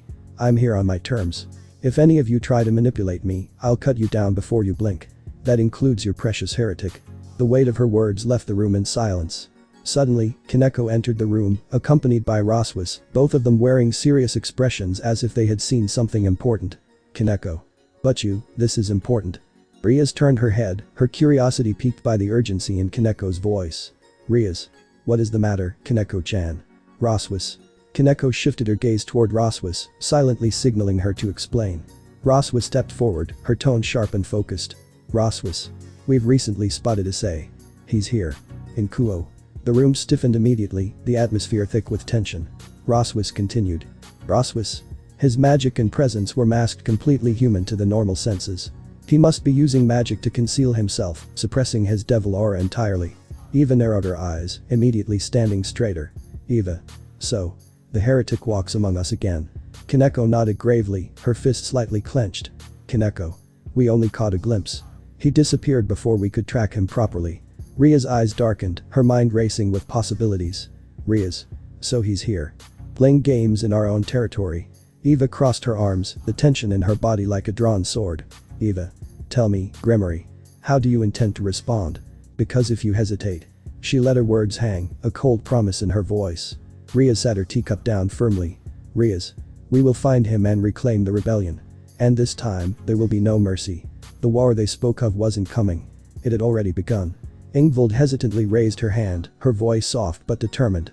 Ingvild. May I come along as well? Maybe I can use my sacred gear against him. Riaz opened her mouth to respond, but Dai cut her off, stepping forward with a cocky grin stretching across his face. Dai. Sure, Ingvild-chan. Maybe it'll give us a little edge against him. He casually turned his head towards Eva, who silently summoned the Yamato in a single smooth motion, its polished blade reflecting the tension in the room. Her stance spoke volumes, ready, prepared, unyielding. I chuckled arrogantly. Dai. And as for you, Eva-chan, why don't you sit this one out? Trust me, I'll handle him.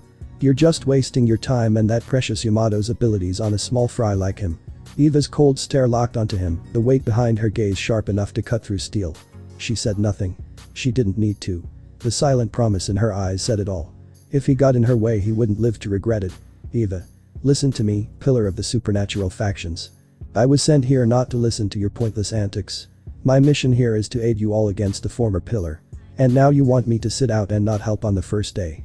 Riaz would then turn her head towards Dai, placing a firm hand on his shoulder to rein him in. Riaz. She is right, Dai-kun. We can't do this without her. Even with Ingvild, we don't know our chances of winning this battle. But Dai simply smirked and reached out to gently touch Riaz's chin, still drowning in his own arrogance. Dai. Now, Riaz. I mean, it would be kinda shameful if we just heavily relied on Eva-chan over there. If defeat were to ever happen, Eva would take the spotlight. Now, don't worry. I promise you and the girls a little treat later. Ria's cheeks flushed, her rationality crumbling under Dai's relentless charms. Ria's. Fine, Dai-kun. You made your promise. Dai turned his cocky grin towards Eva, who looked ready to carve him in half. Dai. And as for you, Eva-chan, why don't we have a fair deal, then? Since you think so lowly of me, the pillar of the supernatural factions. Eva's frustration boiled over as veins visibly popped on her forehead, her fists clenching tightly. Eva. What kind of deal, you playboy heretic? Dai chuckled lowly, arrogance dripping from every word. Dai. Simple. If I defeat my older brother and reclaim the rebellion along with his corpse, you give me the Yamato. And you join my harem. For a moment, Eva nearly lost control. The phantom outline of her devil trigger flickered dangerously around her, but with sheer force of will, she kept herself grounded. Still, deep down, the idea of gambling her honor, virginity and the sacred sword for the sake of the devil's arrogance sickened her. Eva. Fine. But if you lose. You will never flirt with me again, never ask for the Yamato, and never dare speak of this again. Scum.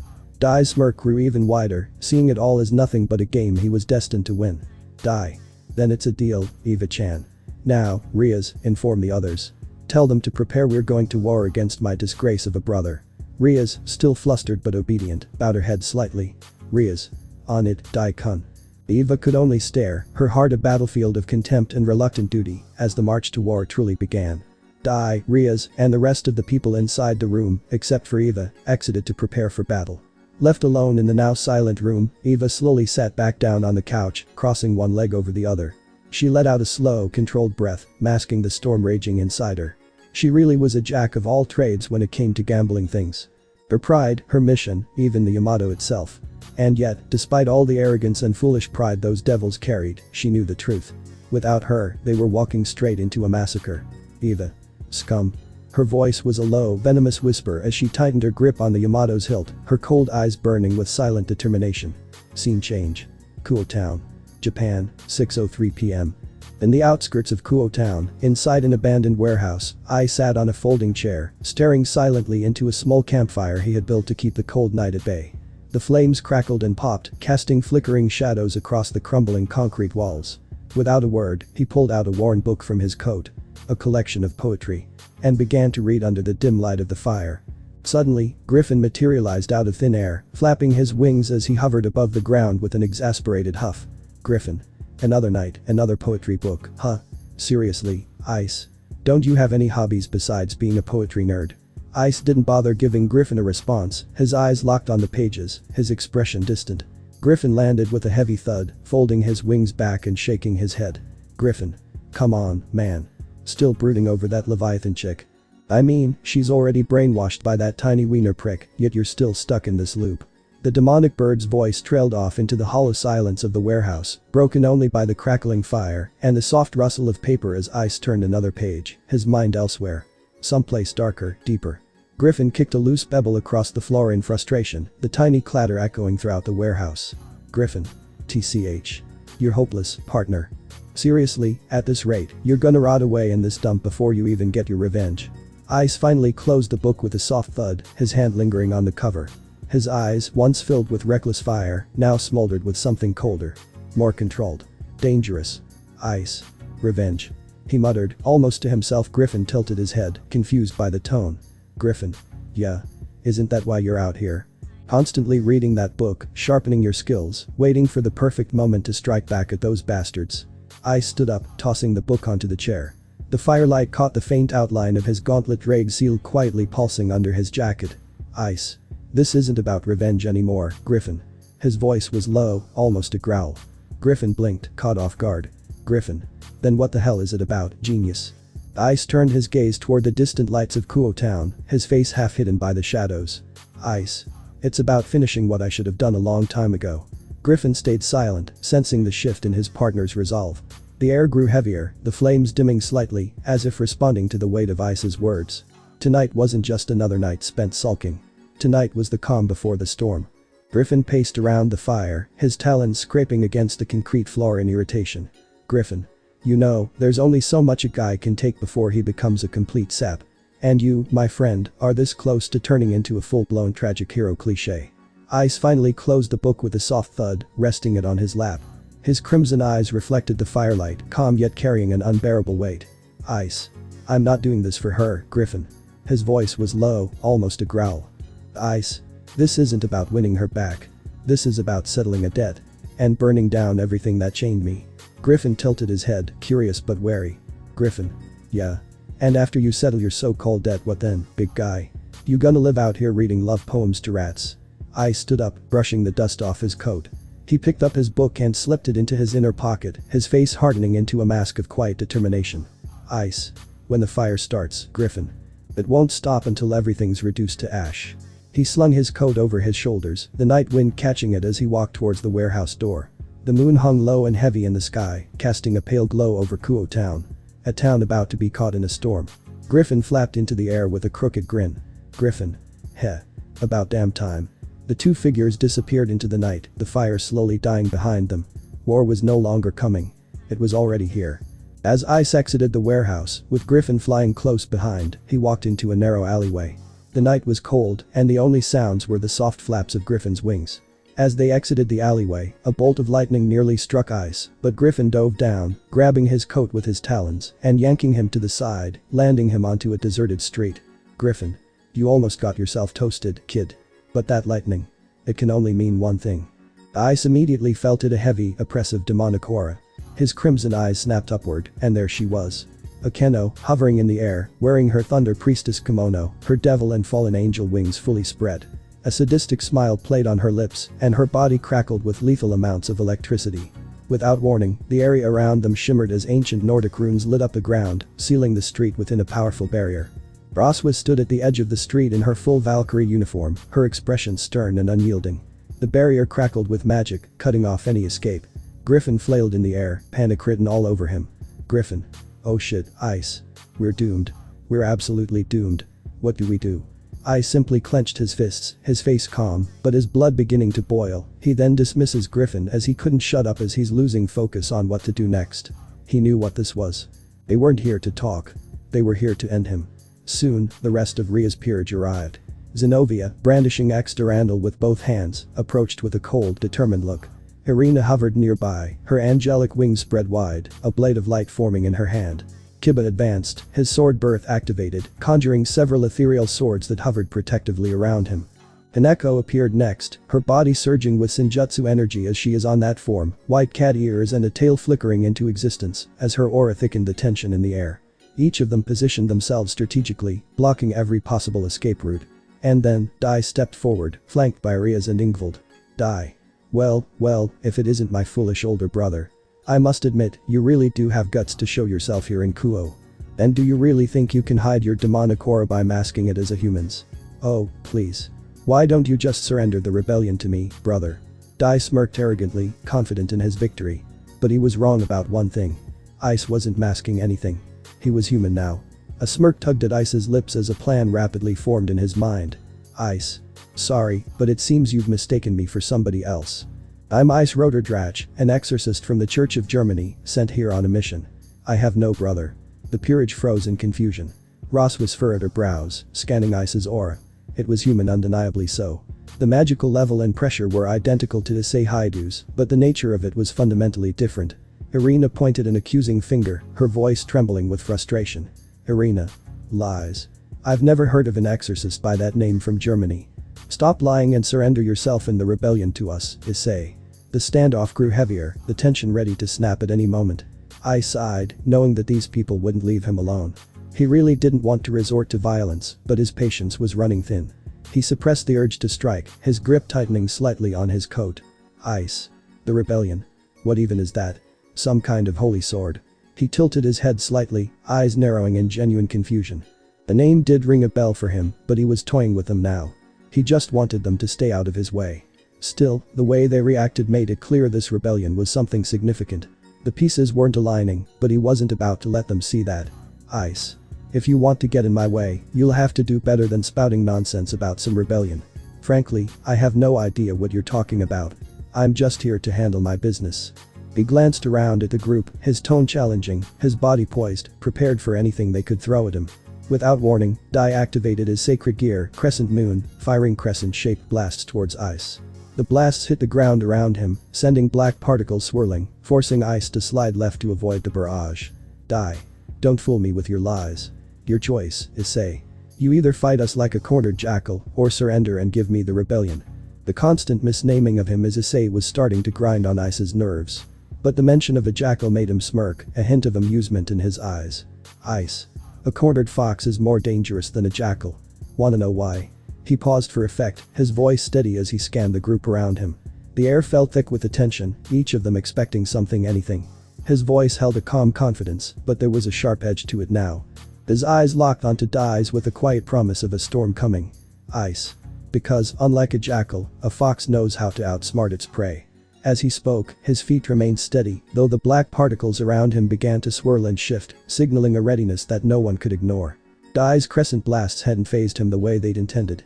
Ice was already adapting.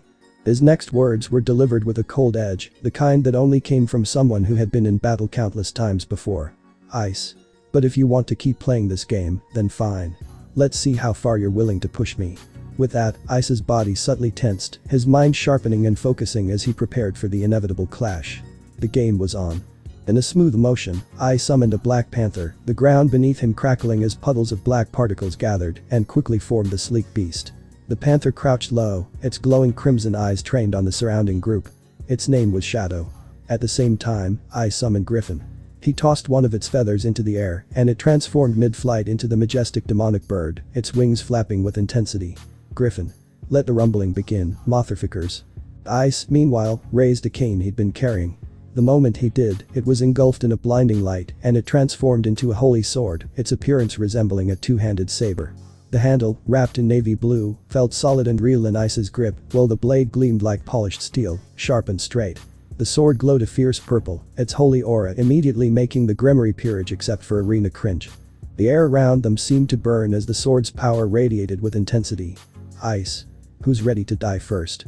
His voice was low, a challenge that cut through the tension. He began to swing the hilt of the sword in wide arcs, each motion fluid and precise like a seasoned swordsman, his movements taunting the Grimoire peerage. The air around him seemed to crackle with potential violence as the battlefield was set. The battle erupted as Ice commanded the panther to attack. With a guttural roar, Shadow, the black panther, charged toward Kaneko, its massive form propelling itself with terrifying speed. At the same time, Irina dove down from the sky, Hautaclear gripped tightly in her right hand, aiming to strike the demonic panther before it could reach Kaneko. Zenobia and Kiba, both wielding their respective blades, charged as well, their eyes set on the panther. Together, they moved with precision, attempting to cut down the beast before it could cause any more chaos. But Shadow had other plans. With a growl, it sprouted 3 tendrils from its back, the dark appendages twisting and transforming into sharp, vicious blades. With blinding speed, the tendrils lashed out, each one finding its mark. Zenobia and Kiba were struck across their bodies, the blades tearing through their defenses and leaving deep cuts. The force of the attack sent both of them flying back, crashing to the ground in agony. Irina barely managed to evade the deadly tendrils, but she was pushed back, the panther's relentless assault leaving her no room to regroup. Yet Shadow's primary target was Kaneko. The panther's glowing crimson eyes locked onto the small fighter, and with terrifying precision, it lunged at her, its claws aimed to strike.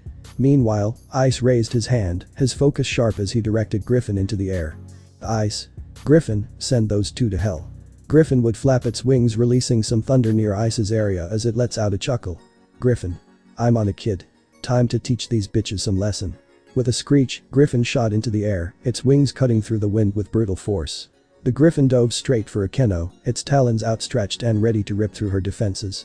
At the same time, Griffin veered toward Roswas, aiming to take both of them down in a vicious aerial assault.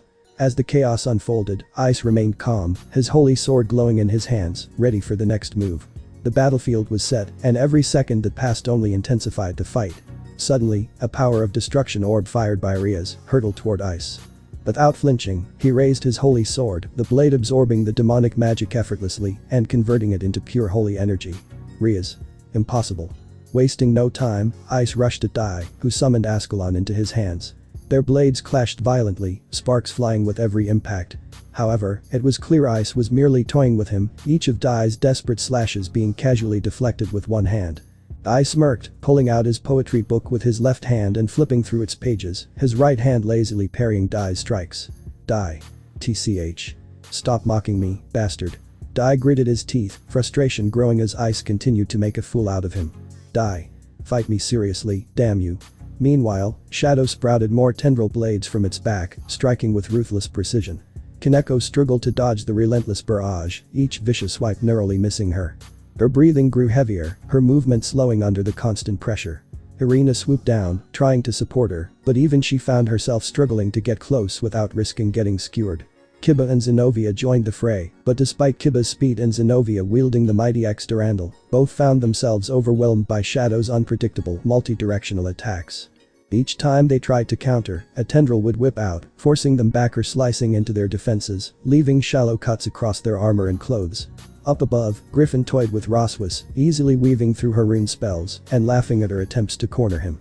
Akeno unleashed barrage after barrage of lightning, but Griffin's own bolts clashed with hers. His superior demonic energy overwhelming her strikes and pushing her backward through the air. Griffin. What's the matter, Thunder Princess? Can't handle a real storm? The battlefield was rapidly turning against them. And Ice hadn't even started getting serious yet. Ice continued flipping through his poetry book, a small, amused smile tugging at the corner of his lips as he casually sidestepped another one of Dai's desperate strikes. His holy sword twirled effortlessly in his hand, batting Ascalon aside like it was nothing more than a stick. Ice. If this is the best the so-called pillar of the supernatural factions can offer, then I'm disappointed. Dai growled, his sacred gear glowing even brighter, desperate to land a blow, but his frustration only made him sloppier as he fires crescent blasts recklessly, but Ice just dodged it. As he exploited it with ease. Meanwhile, Shadow pushed harder against Kaneko, Irina, Kiba, and Zenobia. Kaneko, breathing heavily, had to constantly duck and weave to avoid being impaled. Irina's Hautaclear barely managed to intercept a tendril aimed at her neck, but the force of the clash sent her flying backward into a nearby wall, coughing from the impact. Kiba tried to get behind Shadow to strike at its weak point, but a tendril curved unnaturally, clipping him across the ribs and sending him sprawling to the ground with a grunt. Zenobia roared in frustration, swinging X-Durandal with all her might. The sheer power of the holy sword sent shockwaves through the air. But Shadow simply danced around the strikes with eerie, fluid movements, retaliating with a barrage of tendril stabs that forced Zenobia to retreat and defend. Shadow roared, its red eyes gleaming, as it pinned the four of them into a tight cluster, forcing them into a defensive formation they could barely maintain. In the sky, Griffin's mocking cackles echoed across the battlefield. Roswis threw rune after rune, trying to trap Griffin in a binding spell, but the bird easily tore through the magic with bolts of crimson lightning. Akeno poured more and more energy into her strikes, her face contorted in fury. Yet Griffin's lightning outmatched hers, frying her spells mid-cast and leaving her vulnerable. Griffin. Come on, girls. I expected a little more spark out of ya. Ice finally closed his book with a snap, his eyes glowing faintly with restrained power, before turning his full attention back to Dai. Ice. Now. Ready to stop embarrassing yourself? The battle was slipping further and further out of the Grimoire Peerage's control and the real storm hadn't even arrived yet. Dai had enough of the humiliation and roared out, his frustration exploding. Dai. Balance breaker. The twin black gauntlets on his arms pulsed with dark energy as the voice of Crom echoed out ominously. Cursed moon balance breaker. Darkness enveloped Dai, and his sacred gear transformed him into its balance breaker form. His armor was reminiscent of Issei's old boosted gear scale, male only sleeker and darker, lined with cursed energy and twisted black sigils across its surface. Dai let out an arrogant echoing laugh from inside the armor, his voice dripping with misplaced confidence. Dai. Run and lie like the coward you are, Issei. It won't save you. Not after all the training I've done. Without wasting a second, he unleashed a volley of crescent-shaped energy blasts. They ripped through the air toward Ice in a vicious storm, but Ice merely weaved between them effortlessly, each dodge executed with minimal movement and maximum control. Before Ice could advance, two large power of destruction orbs hurtled toward him from Rias. The first he sidestepped smoothly, the second he casually intercepted with his holy sword, the blade drinking in the demonic energy and converting it into pure holy power with a faint hum. From behind, Ingvild conjured a massive torrent of water magic, forming it into a serpentine water dragon. The dragon surged forward with a deafening roar, aiming to consume Ice whole, its scales glistening with enchanted force. But Ice just smirked calmly, his grip on his holy sword tightening ever so slightly. The water dragon came crashing down toward him, but Ice didn't even blink. With one precise swing, he cleaved through the dragon's head, the holy blade sizzling against the corrupted water magic, splitting the attack apart and sending a misty shockwave across the battlefield. Meanwhile, the chaos continued to unfold around him. Griffin and Shadow were running rampant. Griffin, cackling like a maniac, soared through the skies, dodging and weaving between Akeno's lightning bolts. Griffin. Come on, Sparky. You're supposed to be a priestess. Show me something more than fireworks. He retaliated by blasting arcs of pure demonic lightning that outmatched Akeno's. Each bolt slammed into her defenses, forcing her to retreat mid-air, her kimono singed and her breathing growing heavier. Roswis attempted to back her up with barrier magic, but Griffin swooped down at blinding speed, shredding through her shields with his talons.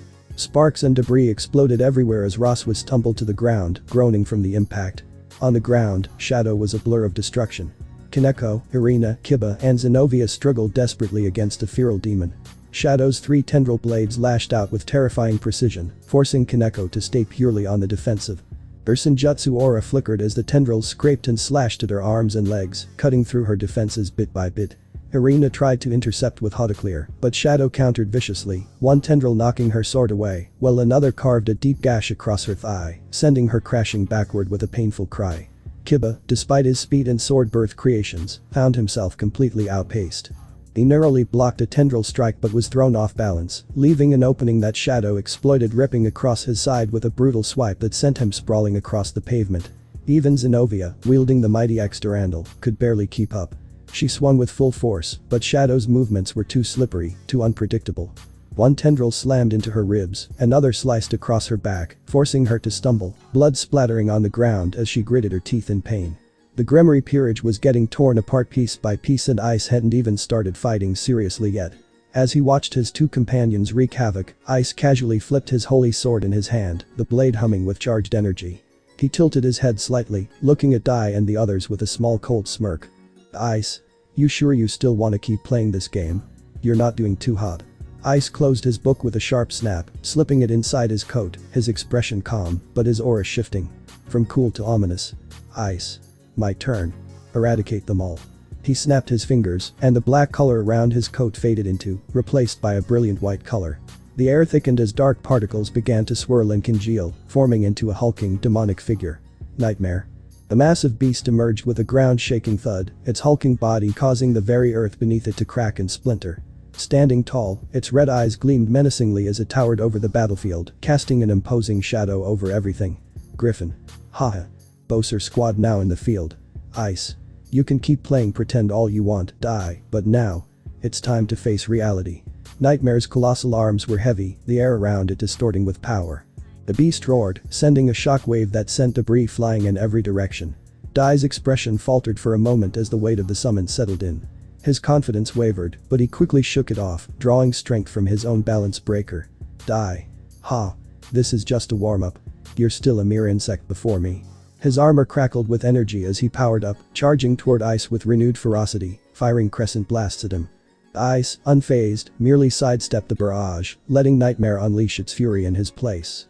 Nightmare's massive fist swung with unrelenting force, each strike reverberating through the battlefield, shaking the ground beneath them. Dai barely managed to dodge one blow, but the shockwave from the impact sent him stumbling back, causing his balance breaker to flicker briefly. Ice. Did you really think this was going to be easy? With a smirk, Ice watched Dai struggle against his summon, Nightmare standing as the perfect reminder of the power he controlled.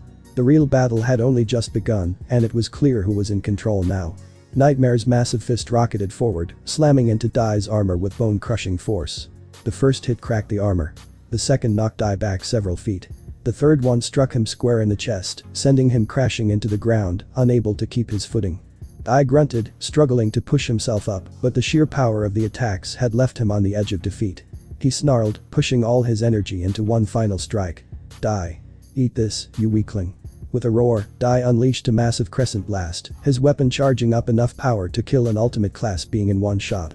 The wave of destruction streaked toward Nightmare, seemingly unstoppable. But Nightmare's single orb-like eye glowed bright as it locked onto the incoming blast. Without hesitation, it fired a series of intense laser beams from its eye, each beam slicing through the crescent blasts with terrifying precision, obliterating the attack before it could reach its target. The raw power of the creature forced Dai to stumble back, his confidence cracking, and fear starts to emerge. Dai. Stay back. Nightmare leapt high into the air, its massive frame momentarily blocking out the sky as it soared toward Dai. When it landed with a ground-shaking thud, its fist came crashing down with such force that Dai's armor cracked under the weight and his helmet shattered into pieces. Riaz, seeing her ally in peril, tried to intervene.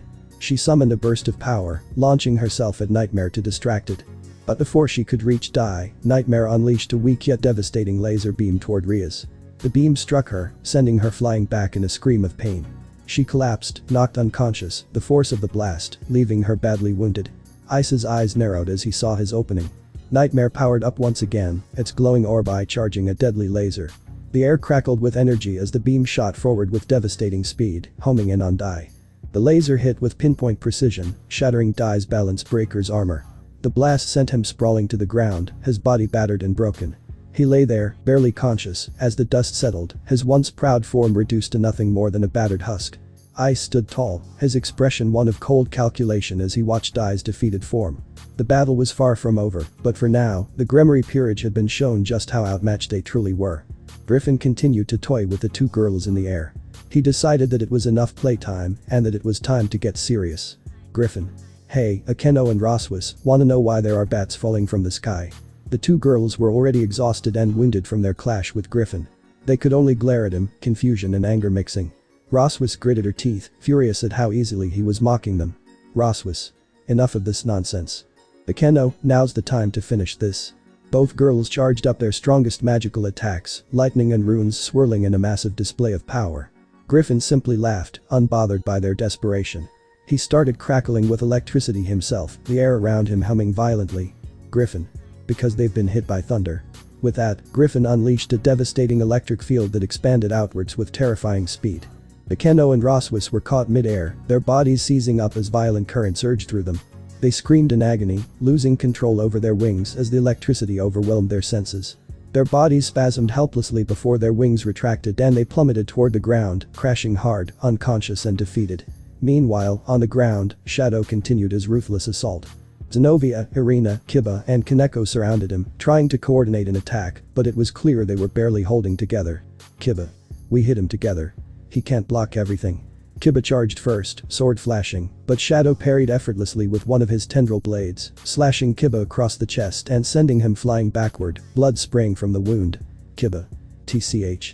He's too fast. Irina screamed and rushed forward, swinging Haudiclear down with holy light. Irina.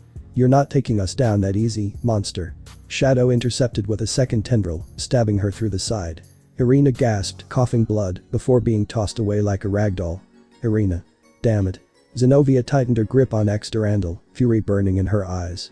Zenovia. I'll cut you down. She unleashed a massive wave of destruction toward Shadow.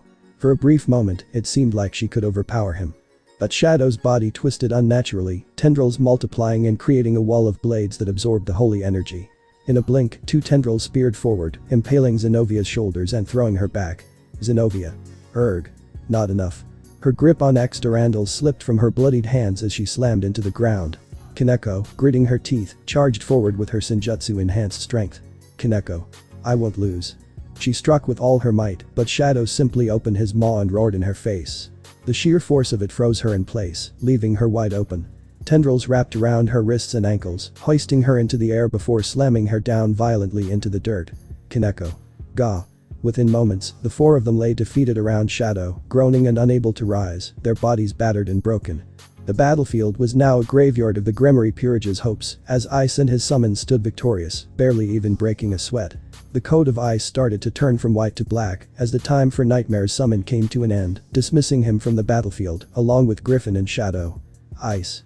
Such weakness for devils. Ice was disappointed in them. They actually had the audacity to face him, still thinking he was the same Issei Hyoudou they once knew. With a casual sigh, he pulled out his book and began flipping through its pages, utterly unfazed by the wreckage around him. Suddenly, the wounded Dai, driven by rage and humiliation, rushed toward Ice with Ascalon gripped tightly in his right hand, his body trembling from the accumulated pain. Dai. Dai, you disgrace. Ice barely moved. He simply turned his head lazily toward Dai. And with a thought, summoned Shadow back onto the field. The demonic panther roared to life and immediately pounced on Dai, knocking Ascalon from his hand. With a savage snarl, Shadow sank its fangs into Dai's groin. Dai. Ahhhhh. Stop. It hurts. Make it stop. Dai screamed in pure agony, flailing and kicking wildly to dislodge the panther, but his struggles were useless.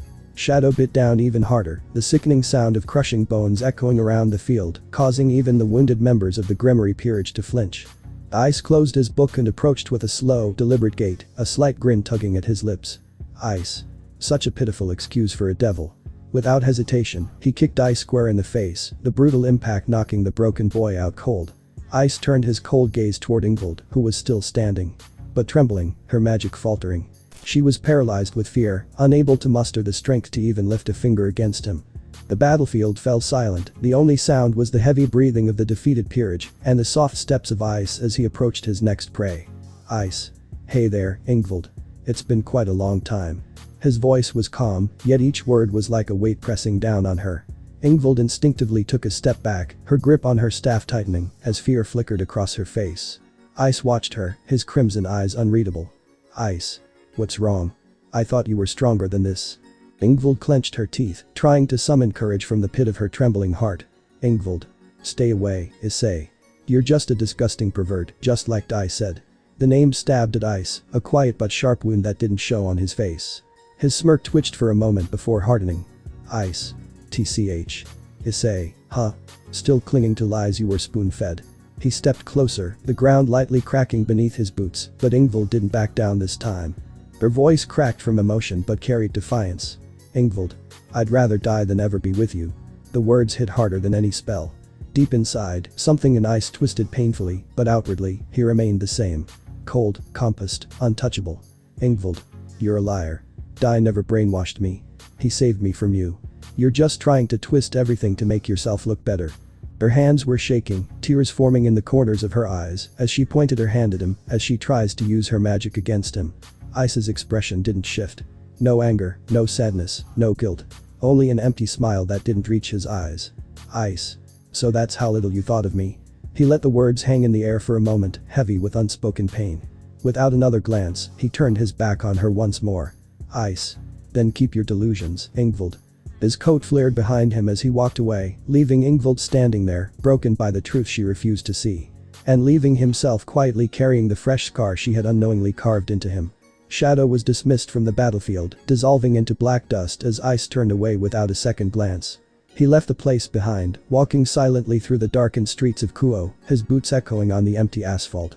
Each step was heavy, the hollowness inside him growing heavier with every passing second. Griffin was summoned on his own, flapping his wings lazily as he flew just above Ice, casually keeping pace. Griffin. See? I told you this would happen. No matter how much shit you throw at that chick, it won't work. That tiny wiener prick and that period head bitch already brainwashed her. But hey, look at the bright side.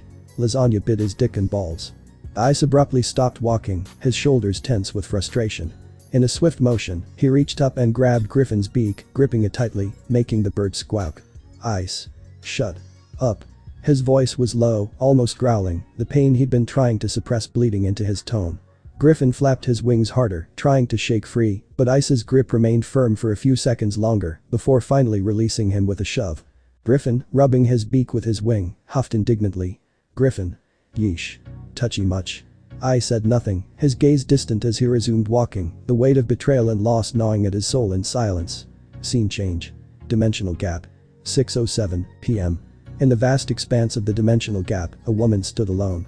Her long flowing dark purple hair cascaded behind her like a silken veil, and her striking violet eyes conveyed a calm, introspective expression. She wore a high-collared, dark-colored dress with puffed sleeves and a fitted bodice, exuding a gothic yet elegant aesthetic. The dress featured subtle ruffles and layered details around the waist and skirt, giving it a graceful, windswept appearance. A delicate ribbon adorned her neck, completing her somber yet refined look. Her overall presence was serene and mysterious, with a quiet strength beneath her gentle exterior. This was Office, the Ouroboros dragon, the dragon god of infinity, standing, poised on a lone rock within the vast empty dimension. High in the air above her, a massive dragon hovered. Great Red, the dragon of dreams, a towering behemoth with gleaming yellow eyes and scales that shimmered like molten flames. The creature was over 100 meters tall, its massive wings stirring the very fabric of space as it moved, filling the dimensional gap with an overwhelming presence. Great Red. So he has returned. The infamous Dark Knight himself. Office let out an exasperated sigh, her expression unreadable as she stared up toward the towering dragon. Her tone, however, betrayed her annoyance, her voice laced with a sharp edge. Office. No kidding, Baka read. Never expected the soul of Sparda's vessel would be none other than the host of the idiot Drake himself. And now he's become the new Dark Knight's devil arm. Great Red's eyes flickered with mild surprise, the weight of Office's words hanging heavily in the air. The silence between them thickened, the implication settling in like a heavy fog. Office remained unmoving, her gaze unwavering as she stared up at the massive dragon, waiting for a response. Great Red let out a deep rumbling laugh that shook the very air around them. Great Red. Heh, yeah, that fool Sparda always had a knack for causing chaos. But Drake's involvement. Now that's a nice twist. Not that it matters much in the grand scheme of things. Office glanced sideways at him, her violet eyes narrowing slightly, though her face remained mostly unchanged. Office. The problem isn't Drake or Sparda, Baka read. It's that this new Dark Knight will stir up more than just memories. The balance of power will shift. There's only so much chaos this dimension can endure before something cracks. She turned away, her gaze drifting toward the endless horizon of the dimensional gap, her mind moving beyond the conversation. Office. And if he truly carries the Dark Knight's legacy, then we might have more to deal with than we anticipated. Great Red's eyes gleamed, dragon pride etched into every motion of his massive form. Great Red. Heh, maybe. But I'm more curious if he'll be able to handle the weight of that power. The Dark Knight's legacy isn't something you can just inherit and control without consequence. Office remained silent for a moment, her thoughts briefly flashing to the man behind the devil arm. Someone who had already proven himself beyond expectations. Office. We'll see, Baka read. We'll see. A faint, almost imperceptible smirk tugged at her lips, though her eyes remained cold and emotionless. Office. Tell me, Baka read. Do you even intend to aid him?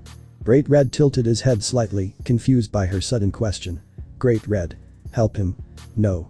I'm not getting involved with those arrogant supernatural fools. But Issei, no Sparda, he's already walking the path set out for him after his rebirth. Office kept her calm, cold expression as she turned her back to him. Office. Really, Baka read. Gonna play the coward today? With your mere presence alone, you could crush those so-called mighty beings. And you're just gonna sit here and watch from the sidelines? What a joke. Great Red let out an annoyed grunt, clearly irritated but still unmoved from his decision. Getting involved with the supernatural world was more trouble than it was worth. Watching Issei, Sparda reborn, however, that was worth far more entertainment. Great Red. Whatever. I'm just gonna sit this one out. Scene change. Underworld. Citri household. 6:43 p.m. It has been 36 minutes. At the Citri household, the once proud manor was engulfed in flames, reduced to a battlefield of chaos as the devil invasion commenced. The sky above was blackened with smoke and the air filled with the sounds of screams, collapsing structures, and unholy roars. Hellkinas and riots rampaged through the burning estate, but leading the wave was something new: furies. Fast, precise, and relentless, they zipped through the battlefield like blurs of death.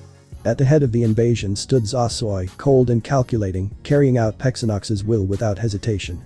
Zasoi. Fetch me the girl. I want her alive.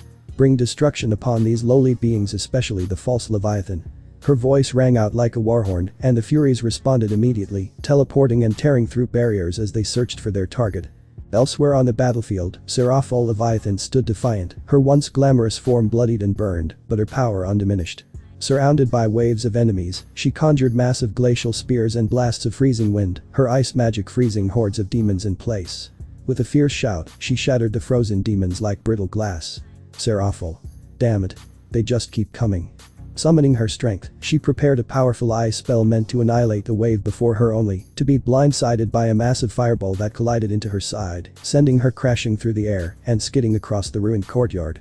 The attacker emerged, a hulking, fur-covered demon with massive horns and a grotesque mouth embedded in its belly. Flames flickered within its gut, its breath reeking of sulfur and death. It roared with fury, its voice shaking the scorched ground. Goliath. You're one of the false rulers of the underworld. Die, you childish devil. Another fireball erupted from its stomach mouth, heading straight toward the wounded Seraphol. In a desperate move, she conjured an ice wall thick and reinforced, but the impact shattered it, sending her crashing into a ruined stone pillar. Blood splattered from her mouth. Before she could recover, Zasoi descended like a phantom. Without hesitation, she began striking Seraphol brutal punches to the ribs, kicks to the head, each blow laced with demonic energy, meant to break more than just bones. Zasoi. Still standing, false Leviathan. How disappointing. She grabbed Seraphol by the hair, lifting her up slightly. Zasoi. You should have stayed a magical girl on stage. Now you die on fire. The battle for the Citri household had just reached its darkest moment. She then dropped Serafol from a high place, creating cracks onto the ground. Zasoi descended from the blackened sky like a phantom, her silhouette cloaked in shifting shadows. The battlefield trembled under her presence, and even the wounded or conscious combatants paused for a breath, an instinctive chill, warning them something far worse had arrived. Serafol, battered and bloodied but still standing, turned her head toward the newcomer, her magical senses flaring with dread. Serafol. You're not part of this world. Zasoi landed silently in front of her, her eyes void of warmth, her expression unreadable. With deliberate calm, she raised a single finger, pointing it at Serafol. Zasoi. The order was clear: keep you alive, not unharmed. You'll bear witness to what comes next. In a flash, Zasoi vanished and reappeared behind Serafol, her palm glowing with dark energy. Before the Leviathan could react, a devastating blow struck the base of her neck, disrupting her consciousness like a breaker switch. Serafol's eyes widened for a moment, then dimmed as her body collapsed, unconscious but still breathing. Zasoi looked down at her motionless form. Zasoi. Rest well, Leviathan. You'll live long enough to watch your world burn. She turned away, her presence now shifting toward the next stage of chaos. Inside the manor, guards, butlers, and maids lay slain, victims of the swift and ruthless demon furies. The demonic assassins reached a sealed chamber deep within the estate. Without hesitation, they drew their modified red blades crafted specifically to bypass and destroy high-tier seals, and with a single slash, the barrier shattered. Inside the room sat a girl of breathtaking beauty, ethereal and dignified despite her confinement. Her slim figure, elegant black hair, and piercing blue eyes marked her as a Citri, and unmistakably the youngest sister of Serafol and Sona. She was Miyuki Citri. Startled, Miyuki sprang from her bed, fear twisting her features as the Furies stepped inside. Miyuki. Stay back. But the Furies weren't here to kill. They were ordered to retrieve her. As they vanished from sight, attempting a flanking maneuver, Miyuki's instincts kicked in. Terrified, she clenched her fists and shut her eyes. A blast of ice magic surged outward, freezing the entire room solid. The Furies were encased instantly, locked in crystalline prisons of jagged frost. Panting, she opened her eyes. Seeing her chance, she bolted. This was her first taste of freedom. She didn't think of her parents. Not Serafol. Not Sona. Not the punishment that might follow. Only freedom. Racing outside, her breath caught as the full scene hit her: flames, blood, the corpses of devils and demons littering the courtyard like discarded puppets. Then she saw it.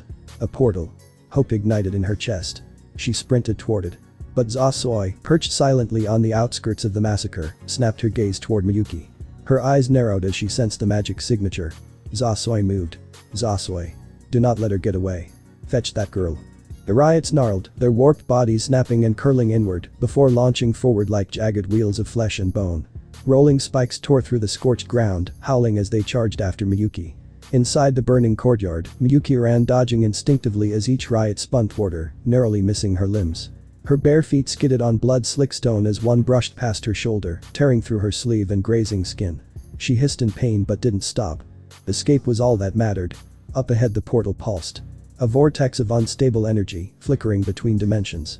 Her lungs burned. Her legs screamed. But she made it.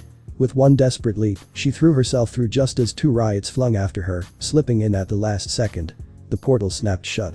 Zasoi stood still, black coat swaying with the wind, her claws twitching at her sides. Her gaze lingered on the vanishing portal, sharp and calculating. Zasoi. No matter. She will not run far. Japan, Kuoh Town. 6:52 p.m. The portal warped open above a dimly lit alleyway in Kuoh Town, spitting Miyuki out onto the cracked pavement. She hit the ground hard, rolling to her feet without a pause. The air was cold, sharp, unfamiliar, but she didn't care. She ran. Behind her, the portal screamed shut. Two riots leapt out just before it sealed. Their grotesque limbs scraped the concrete as they gave chase, howling with inhuman hunger.